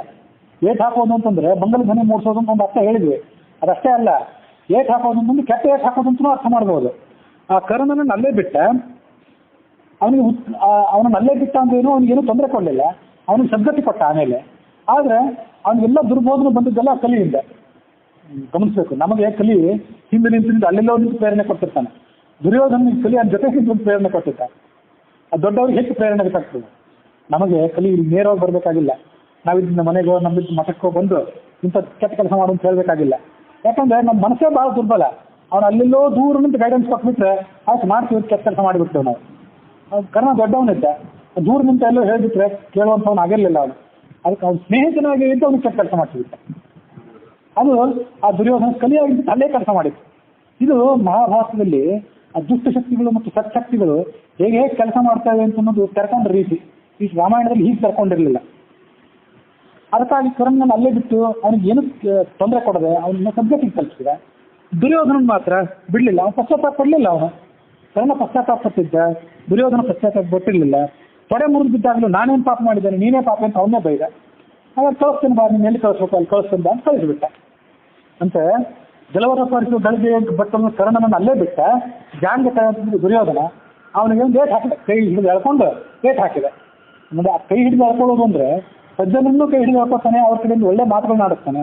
ದುರ್ಜನರು ಕೈ ಹಿಡಿದು ಯಾವ್ದು ಅವ್ರ ತಲೆ ಮುಂದೆ ಏಟ್ ಹಾಕ್ತಾನೆ, ಹಾಳಾಗಿ ಹೋಗುವಂತೆ. ಇದರಂತೆ ಮನುಷ್ಯ ಒಂದು ಕೆಲಸ ಮಾಡಿದ್ರೆ ಆ ಮನುಷ್ಯ ಮಾಡಿದಂಥ ಒಳ್ಳೆ ಕೆಲಸಕ್ಕೆ ಸರ್ವಾರಂಭ ದೋಷೇಣ ಭೂಮಿಯ ಅಗ್ನಿವಾವೃತ ಅಂತ ಮೇಲಿಂದ ನಾನು ಹೇಳ್ತಿರ್ತೇನೆ. ಈ ಜಗತ್ತಲ್ಲಿ ಯಾರು ಏನೇ ಕೆಲಸ ಮಾಡಿದ್ರು ಸರ್ವ ಆರಂಭ ಕೆಲಸ, ಎಲ್ಲರೂ ಮಾಡುವಂಥ ಕೆಲಸಗಳು ಎಲ್ಲ ಕೆಲಸಗಳು ಕೂಡ ಎಲ್ಲ ದೋಷಗಳು ಇದ್ದೇ ಇರ್ತವೆ. ಅದಕ್ಕಾಗಿ ಯಾರು ತಪ್ಪು ಮಾಡಿರ್ತಾರಲ್ಲ, ಆ ಪ್ರೇರಣೆ ಯಾರ್ದು ಇರ್ತದಲ್ಲ ಅವರಿಗೆ ಸ್ವಲ್ಪ ದುರ್ಗತಿ ಆಗುವಂತ ಮಾಡ್ತಾನೆ. ಸತ್ಪ್ರೇರಣೆ ಯಾರ್ದಿರ್ತಲ್ಲ ಅವರಿಗೆ ಸದ್ಗತಿ ಆಗುವಂತ ಮಾಡ್ತಾನೆ. ಅದಕ್ಕೆ ದೇವಾಸುರದ ಗಣಗಳು ವಿಭಾಗವ ಮಾಡಿ ಉಣಿಸುತ್ತ ಸಾಕ್ಷಿಯಾಗಿತ್ತು ಅಂದ್ರೆ ಇದು ಈಗ ಕರ್ಣಂದೇನು ಉದಾಹರಣೆ ಹೇಳಿದ್ನಲ್ಲ, ಇದು ಎಲ್ಲ ಅರ್ಥಕ್ಕಿಂತ ಹೆಚ್ಚು ಶ್ರೇಷ್ಠವಾದ ಅರ್ಥ. ಅಲ್ಲಿ ಕರ್ಣ ಮತ್ತು ದುರ್ಯೋಧನಿಗೆ ಹೇಗೆ ವಿಭಾಗ ಮಾಡಿದ್ನ ಹಾಗೆ ಮನುಷ್ಯ ಮಾಡುವಂಥ ಪ್ರತಿಯೊಂದು ಕರ್ಮಕ್ಕೂ ಕೂಡ ವಿಭಾಗ ಮಾಡ್ತಾನೆ ಅಂತ ಅನ್ನೋದು ಅವರು ಪುರಾಣಿಕರು ಹೇಳಿದಂಥ ಹೆಚ್ಚು ಅರ್ಥ. ಅದು ನಮ್ಮ ಸುದೈವ ಇದೆ. ಇವತ್ತು ನಾವು ಮೇಲಿಂದ ಹೇಳ್ತಿರ್ತೇನೆ, ಅವ್ರ ಪುರಾಣಿಕರು ಬನ್ನಂಜ ಗೋವಿಂದಾಚಾರ್ಯರು, ಶಶಿಗಿರಾಚಾರ್ಯ ಅಂತವರೆಲ್ಲ ಅವರಿಗೆಲ್ಲ 70-75 ರಂಚಿನಲ್ಲಿದ್ದಾರೆ. ಈಗ ಬರೀತಿದ್ದಾರೆ ಅವ್ರನ್ನೆಲ್ಲ. ಜೀವಮಾನದಲ್ಲಿ ಏನು ಕಂಡುಕೊಂಡ್ರು ಅದನ್ನು ಬರೀತಿದ್ದಾರೆ. ಮನುಷ್ಯ ಪಕ್ವಾದಾಗ ಏನು ಹೇಳ್ತಾನಲ್ಲ ಒಂದು ಬೆಲೆ ಇರುತ್ತೆ. ಹೀಗೆ ಇಲ್ಲಿ ಪುರಾಣಿಕರು ಏನು ಅರ್ಥ ಹೇಳಿದೆ ಅಂತ ಹೇಳಿದೆ. ಸುಮಾರು 10 ಅರ್ಥಗಳನ್ನ ಅವರು ಬರೆದಿದ್ದಾರೆ. ಅದರಲ್ಲಿ ಸುಮಾರು ಒಂದು 3 ಅರ್ಥ ಮಾತ್ರ ನಾನು ಹೇಳಿದೆ. ಅದರಲ್ಲಿ ಕರ್ಣ ದುರ್ಯೋಧನದ ಒಂದು ಹೋಲಿಕೆ ಏನಿದೆ ಅದು ಉಪಮ ಮತ್ತು ಉಪಮೇಯ ಎರಡಕ್ಕೂ ಕೂಡ ಹೆಚ್ಚು ಹೊಂದಿಕೊಳ್ಳುವಂಥ ಅರ್ಥ. ಮತ್ತು ಅದೆಲ್ಲನೂ ಇಷ್ಟ ಆಲೋಚನೆ ಮಾಡಿದ ಮೇಲೂ ಕೂಡ ಅನೇಕ ಬಾರಿ ಹಿಂದೆ ನಾನು ಕೂಡ ಆಲೋಚನೆ ಮಾಡಿದಂತೆ ಅದಕ್ಕೇನು ಅರ್ಥ ಅಂತಂದ್ರೆ, ಗಳಿಗೆ ಬಟ್ಟನಲ್ಲಿ ಅಪಹರಿಸ್ತಾನಲ್ಲ, ಗಳಿಗೆ ತುಂಬ್ಕೊಂಡು ಬಿಡ್ತದಲ್ಲ, ತುಂಬ್ಕೊಂಡು ಮುಳುಗ್ತದಲ್ಲ, ಮುಳುಗಿದ ಮೇಲೆ ಮತ್ತೆ ಅದನ್ನೇ ತಂದು ಇಡ್ತಾನೆ ಅಂತ ಹೇಳಿದಾನೆ. ಮತ್ತೆ ಗಳಿಗೆ ತೋರಿಸ್ಬೇಕಾರೆ ಮುಂದಿನ ಸರಿ ಗಳಿಗೆ ಬತ್ತಲು ಅಂತಂದ್ರೆ ಇವತ್ತಿನ ಈ ಜನ್ಮ ಇದು ಮುಳುಗಿತು, ಈ ಸರಿ ಮುಗಿತು ಅಂದ್ರೆ ಮತ್ತೆ ಅಂತಂದಿತ್ತು ನಿನ್ನ ಕರ್ಮ ಮಾಡೋದು. ಹೀಗೆ ಕರ್ಮ ಮಾಡಿಸ್ತಾನೆ ಇರ್ತಾನೆ. ನೀರೊಂದು ಕರ್ಮದ ಸಂಕೇತ. ನಾನು ಎಷ್ಟೋ ಸರಿ ಆಲೋಚನೆ ಮಾಡಿದ್ದೆ, ಒಬ್ಬ ಮನುಷ್ಯ ಆತನ ಜೀವಮಾನ ಕಾಲದಲ್ಲಿ ನಾನಾ ಥರದ ಕಷ್ಟ ನಷ್ಟಗಳು, ನಾನಾ ಥರದ ಜೀವನದ ಪರಿಸ್ಥಿತಿಗಳೆಲ್ಲ ನೋಡಿ ಒಂದಿಷ್ಟು ವಿವೇಕ ಬಂದಿತು ಅಂತ ತಿಳ್ಕೊತಾನೆ. ಈಗ ಒಂದು ಸ್ವಲ್ಪ ಬುದ್ಧಿ ಬಂತು, ಇಳಿತಾ ಬಂತು ಅಂತ ತಿಳಿತಾ ಬಂತು ಅಂತ ಜನರು ಈಗ ಸ್ವಲ್ಪ ಈಗೆಲ್ಲ ಸರಿಯಾಗಿದ್ದಾರೆ ಅವರು ಅಂತ ಹೇಳ್ತಾರೆ. ಅವ್ರ ಬಗ್ಗೆ ಒಂದಿಷ್ಟು ವಿವೇಕ ಬಂದಿರ್ತೀವಿ. ಅದು ಮನುಷ್ಯನ ದುರ್ದೈವ ಏನಾಗಿರ್ತದೆ ಅಂದರೆ, ತಾವು ಬಂತು ಹುಟ್ಟಿದ ಅಂದರೆ ಮತ್ತೆ ಹಾಗೆ ಹುಟ್ಟಿರ್ತಾನೆ, ಬಟ್ಲು ಖಾಲಿ, ಮತ್ತೆ ಹೊಸದಾಗಿ ನೀರು ಬರಬೇಕು.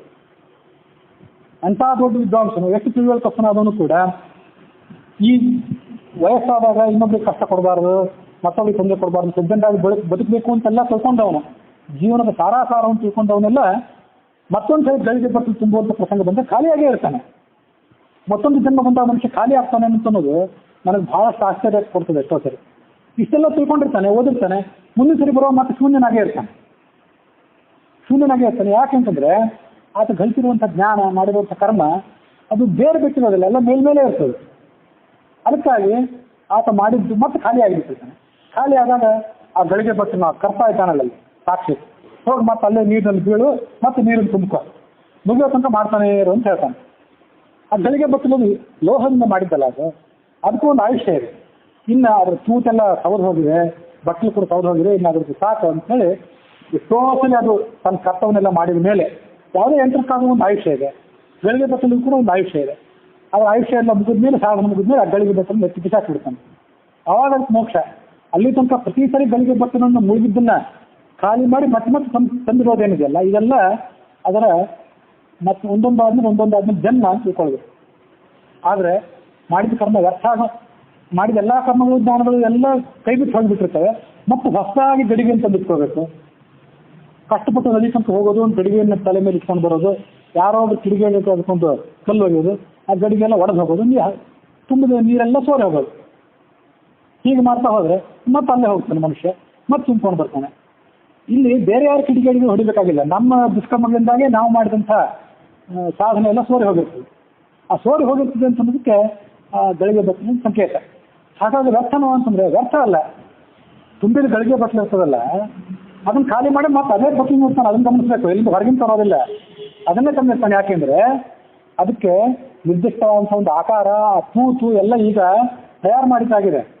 ಹೊಸ ಬಟ್ಟಲು ತರಬೇಕಂದ್ರೆ ಅದು ಸರಿಯಾದ ತೂಕ ಇದೆಯೋ ಇಲ್ಲೋ, ಅದು ತೂತು ಸರಿ ಇದೆಯೋ ಅಂತ ಮತ್ತೆ ಗಮನಿಸಬೇಕಾಗ್ತದೆ. ಅದಕ್ಕೆ ಹಿಂದೆ ಹೋದ ಜನ್ಮದಲ್ಲಿ ಮಾಡಿದಂಥ ಕರ್ಮಗಳು, ಜ್ಞಾನಗಳು ಈ ಜನ್ಮದಲ್ಲಿ ಪೂರ್ತಿ ಹೋಗಿರ್ತಾವ ಅಂತಂದರೆ ಹೋಗಿರೋದಿಲ್ಲ, ಹೋಗಿದೆ ಅಂತ ಅನಿಸ್ತದೆ. ಒಂದು ಚಿಕ್ಕ ಮಗುವನ್ನು ನೋಡಿದರೆ ಅದಕ್ಕೆಷ್ಟು ಮೋಹ, ಅದಕ್ಕೆಷ್ಟು ಅಜ್ಞಾನ, ಅದು ಮತ್ತೆ ವಿವೇಕವನ್ನು ಯಾವಾಗ ಪಡ್ಕೊಂಡಿತ್ತು ಅಂತ ಅನಿಸ್ತದೆ. ನೋಡಿದರೆ ಮನುಷ್ಯ ಯಾತಕ್ಕಾಗಿ ಮಗುವಾಗಿ ಹುಟ್ಟಬೇಕು ಅಂತ ಅನಿಸ್ತದೆ. ನನ್ನನ್ನು ಮತ್ತೆ ಮಗುವನ್ನಾಗಿ ಮಾಡು, ಬಚ್ಪನ್ ಮುಜೆ ಲೋಟಾವೋ ಅಂತಂದು ಹಾಡು ನೀವು ಕೇಳಿರ್ಬೇಕು. ಅದು ಆ ಕವಿ ನನ್ನನ್ನು ಮತ್ತೆ ಮಗುವನ್ನಾಗಿ ಮಾಡು, ನಾನು ಮಳೆ ನೀರಿನಲ್ಲಿ ದೋಣಿ ಆಟ ಆಡ್ತೀನಿ ಅಂತ ಕೇಳ್ಕೊತಾನೆ. ಆಗ ಮನುಷ್ಯ ಯಾಕಾಗಿ ಮತ್ತೊಮ್ಮೆ ಮಗುವಾಗಬೇಕು ಅಂತ ಮನುಷ್ಯ ಆಲೋಚನೆ ಮಾಡಬೇಕು. ಮನುಷ್ಯ ಮಗುವಾಗಿ ಹುಟ್ಟಾನೋ ಅಥವಾ ಹುಟ್ಟುವಾಗಲೇ ದೊಡ್ಡವನಾಗಿ ಹುಟ್ಟಲಿಕ್ಕಂತೂ ಯಾರಿಗೂ ಸಾಧ್ಯ ಇಲ್ಲ. ಆದರೆ ಮನುಷ್ಯನಿಗೆ ಬಾಲ್ಯ ಬರಬಾರ್ದು. ಬಾಲ್ಯ ಅಂದರೆ ವಯಸ್ಸಿನಿಂದ ಬಾಲ್ಯ ಅಲ್ಲ, ಬುದ್ಧಿಯಿಂದ ಮನುಷ್ಯ ಬಾಲ ಆಗಿಬಿಟ್ರೆ ಮತ್ತಷ್ಟು ಕಷ್ಟ. ಆ ಬಾಲ್ಯವನ್ನು ಮನುಷ್ಯ ಯಾವತ್ತೂ ಅಪೇಕ್ಷೆ ಪಡಬಾರ್ದು. ಅದು ಗಳಿಗೆ ಬಟ್ಟಲು ಅಂತ ಏನು ದೃಷ್ಟಾಂತ ಇದೆಯಲ್ಲ, ಅದ್ರ ಮೂಲಕ ನಾವೇನು ತಿಳ್ಕೊಳ್ಬೇಕಂದ್ರೆ, ನಮಗೆ ಬಾಲ್ಯ ಅಂತೂ ಬರೋದೇ ಮತ್ತೆ. ಈಗ ಮುಪ್ಪು ಹೇಗೆ ಅನಿವಾರ್ಯವಾಗಿ ಬಂತು, ನಾವು ಬೇಡ ಅಂದ್ರೂ ಮುಪ್ಪು ಬಂತು, ಬೇಡ ಅಂದ್ರೂ ಸಾಯ್ತೇವೆ, ಬೇಡ ಅಂದ್ರೂ ಮತ್ತೆ ಬಾಲ್ಯ ಬರೋದೇ. ಆದರೆ ಭಗವಂತನೇ ಕಾಲವನ್ನು ಸೂಚನೆ ಮಾಡುವವನು ಮತ್ತೆ ಗಳಿಗೆ ಬಟ್ಟೆ ಹೇಗೆ ತಂದಿಡ್ತಾನಲ್ಲ, ಮತ್ತೆ ಅಲ್ಲಿ ನೀರನ್ನು ತುಂಬಿಸ್ತಾನಲ್ಲ, ಅದರಂತ ಮತ್ತೆ ನನ್ನಿಂದ ಒಳ್ಳೆ ಕರ್ಮಗಳನ್ನ ಒಳ್ಳೆ ಜ್ಞಾನವನ್ನು ನನ್ನಿಂದ ಮಾಡಿಸು ಅಂತ ಭಗವಂತನ ನಾವು ಕೇಳ್ಕೋಬೇಕು. ನಮ್ಮನ್ನ ಬುದ್ಧಿಯಿಂದಾಗಿ ನಮ್ಮನ್ನು ಬಾಲಕರನ್ನಾಗಿ ಮಾಡಬೇಡ, ಶರೀರದಿಂದಂತೂ ನಮ್ಮನ್ನು ಬಾಲಕರನ್ನಾಗಿ ಮಾಡೇ ಮಾಡುತ್ತೆ. ಶಾರೀರಿಕವಾಗಿ ನಾವು ಬಾಲಕರಾದರೂ ಭೌತಿಕವಾಗಿ ನಾವು ಬಾಲಕರಾದರೂ ಕೂಡ ನಮಗೆ ಬೌದ್ಧಿಕವಾಗಿ ನಾವು ಹಿರಿಯರಾಗುವಂತಾಗಲಿ ಅಂತ ಭಗವಂತನ ಮನುಷ್ಯ ಕೇಳ್ಕೋಬೇಕು. ಅಷ್ಟೇ ಹಾಗೆ ಕೇಳ್ಕೊಳ್ಳದೇ ಇದ್ರೆ ಅವನು ಎಷ್ಟು ಜನ್ಮ ಕಳೆದ್ರೂ ಮತ್ತೆ ಬಾಲನೆ, ಕಷ್ಟಪಟ್ಟು ಸಾಯವಾಗ ಒಂದಿಷ್ಟು ಬುದ್ಧಿ ಬಂದಿರ್ತದೆ ಮತ್ತೆ ಬಾಲಕನಾಗಿರ್ತಾನೆ. ಅವನಿಗೆ ಜ್ಞಾನ ಬಂದದ್ದು ವ್ಯರ್ಥ, ಅಥವಾ ಮಾಡಿದ ಕರ್ಮವೂ ವ್ಯರ್ಥ. ಅದೇ ಮೋಘಾಶಾಹ ಮೋಘ ಕರ್ಮಾಣ ಅಂತ ಭಗವದ್ಗೀತಾದಲ್ಲಿ ಅವನ ಆಸೆ ವ್ಯರ್ಥ, ಅವನ ಜ್ಞಾನ ವ್ಯರ್ಥ, ಅವನ ಕರ್ಮ ವ್ಯರ್ಥ ಅಂತೆಲ್ಲ ಹೇಳಿದ್ದು ಅದನ್ನೇ. ಹೀಗೆ ಗಳಿಗೆ ಬಟ್ಟಿನ ದೃಷ್ಟಾಂತದಿಂದ ಮನುಷ್ಯ ತಾನು ಮಾಡುವಂಥ ಜ್ಞಾನ ಕಾರ್ಯಗಳು ಮತ್ತು ಸತ್ಕರ್ಮಗಳೇನಿವೆ ಇವುಗಳಿಂದ ದೊರೆತಂಥ ಒಂದು ಸಂಸ್ಕಾರ ಇದೆಯಲ್ಲ, ಆ ಸಂಸ್ಕಾರ ನಮ್ಮನ್ನು ಮುಂದಿನ ಜನ್ಮದಲ್ಲಿ ಕೈ ಬಿಡದೇ ಇರಲಿ. ಆ ಮೂಲಕ ನಾವು ಬೌದ್ಧಿಕರಾಗಿ ಬಾಲಕರಾಗಿ ಹಾಸ್ಯಾಸ್ಪದರಾಗೋದು ಬೇಡ. ಮಕ್ಕಳು ನೋಡಿದ್ರೆ ಎಲ್ಲರೂ ನಗುತ್ತಾರೆ, ಯಾವ ಮಕ್ಕಳಿಗೆ ಯಾರು ಗೌರವ ಕೊಡೋದಿಲ್ಲ, ಪ್ರೀತಿ ಮಾಡ್ತಾರೆ, ಮುದ್ದಾಡ್ತಾರೆ. ಯಾವ ಮಕ್ಕಳಿಗೆ ಯಾರು ಗೌರವ ಕೊಡ್ತಾರೆ? ಒಂದು ಜ್ಞಾನ ಬಯಸಿದ್ರೆ ಹಿರಿಯರಿಗೆ ಅವರು ಒಳ್ಳೆ ಜ್ಞಾನಿಗಳು ಒಳ್ಳೆ ಅನುಭವ ಸ್ವಲ್ಪ ಗೌರವ ಕೊಡ್ತಾರೆ, ಮಕ್ಕಳಿಗೆ ಯಾರು ಗೌರವಿಸ್ತಾರೆ? ಅದಕ್ಕಾಗಿ ನಾವು ಮಾಡುವಂಥ ಸತ್ಕರ್ಮ, ನಾವು ಮಾಡುವಂಥ ಜ್ಞಾನ ಏನಿದೆ ಅದರ ಸಂಸ್ಕಾರ ನಮ್ಮನ್ನು ಯಾವತ್ತೂ ಕೈ ಹಿಡಿದು ಬಾಲಕನಾಗಿದ್ದರೂ ಕೂಡ ನಮ್ಮನ್ನ ನಾವು ಹಿರಿಯರಾಗಿ ವರ್ತಿಸುವಂತಾಗಲಿ ಮಗುವಂತ ತಿಳ್ಕೋಬೇಕು. ಅದು ಈ ದೃಷ್ಟಾಂತದಿಂದ ಸೂಚಿತ ಆಗಿದ್ದು ಅಂತ ನಾನು ತಿಳ್ಕೊಂಡಿದ್ದ ಅರ್ಥ. ಅದನ್ನ ತಮ್ಮೆದುರಿಗೆ ಹೇಳ್ಕೊಂಡೆ ಅಂತ ನೋಡ್ಲಿಕ್ಕೆ ಇವತ್ತಿನ ಕಥಾಭಾಗ ಇವತ್ತಿನ ಶ್ಲೋಕದ 23ನೇ ಶ್ಲೋಕ, ಅದು ವ್ಯಾಪ್ತಿ ಸಂಧಿಯ 23ನೇ ಶ್ಲೋಕ. ಅದರ ಶ್ರವಣ ಇಲ್ಲಿಗೆ ಸಮಾಪ್ತಿಯನ್ನು ಕಂಡಿದೆ.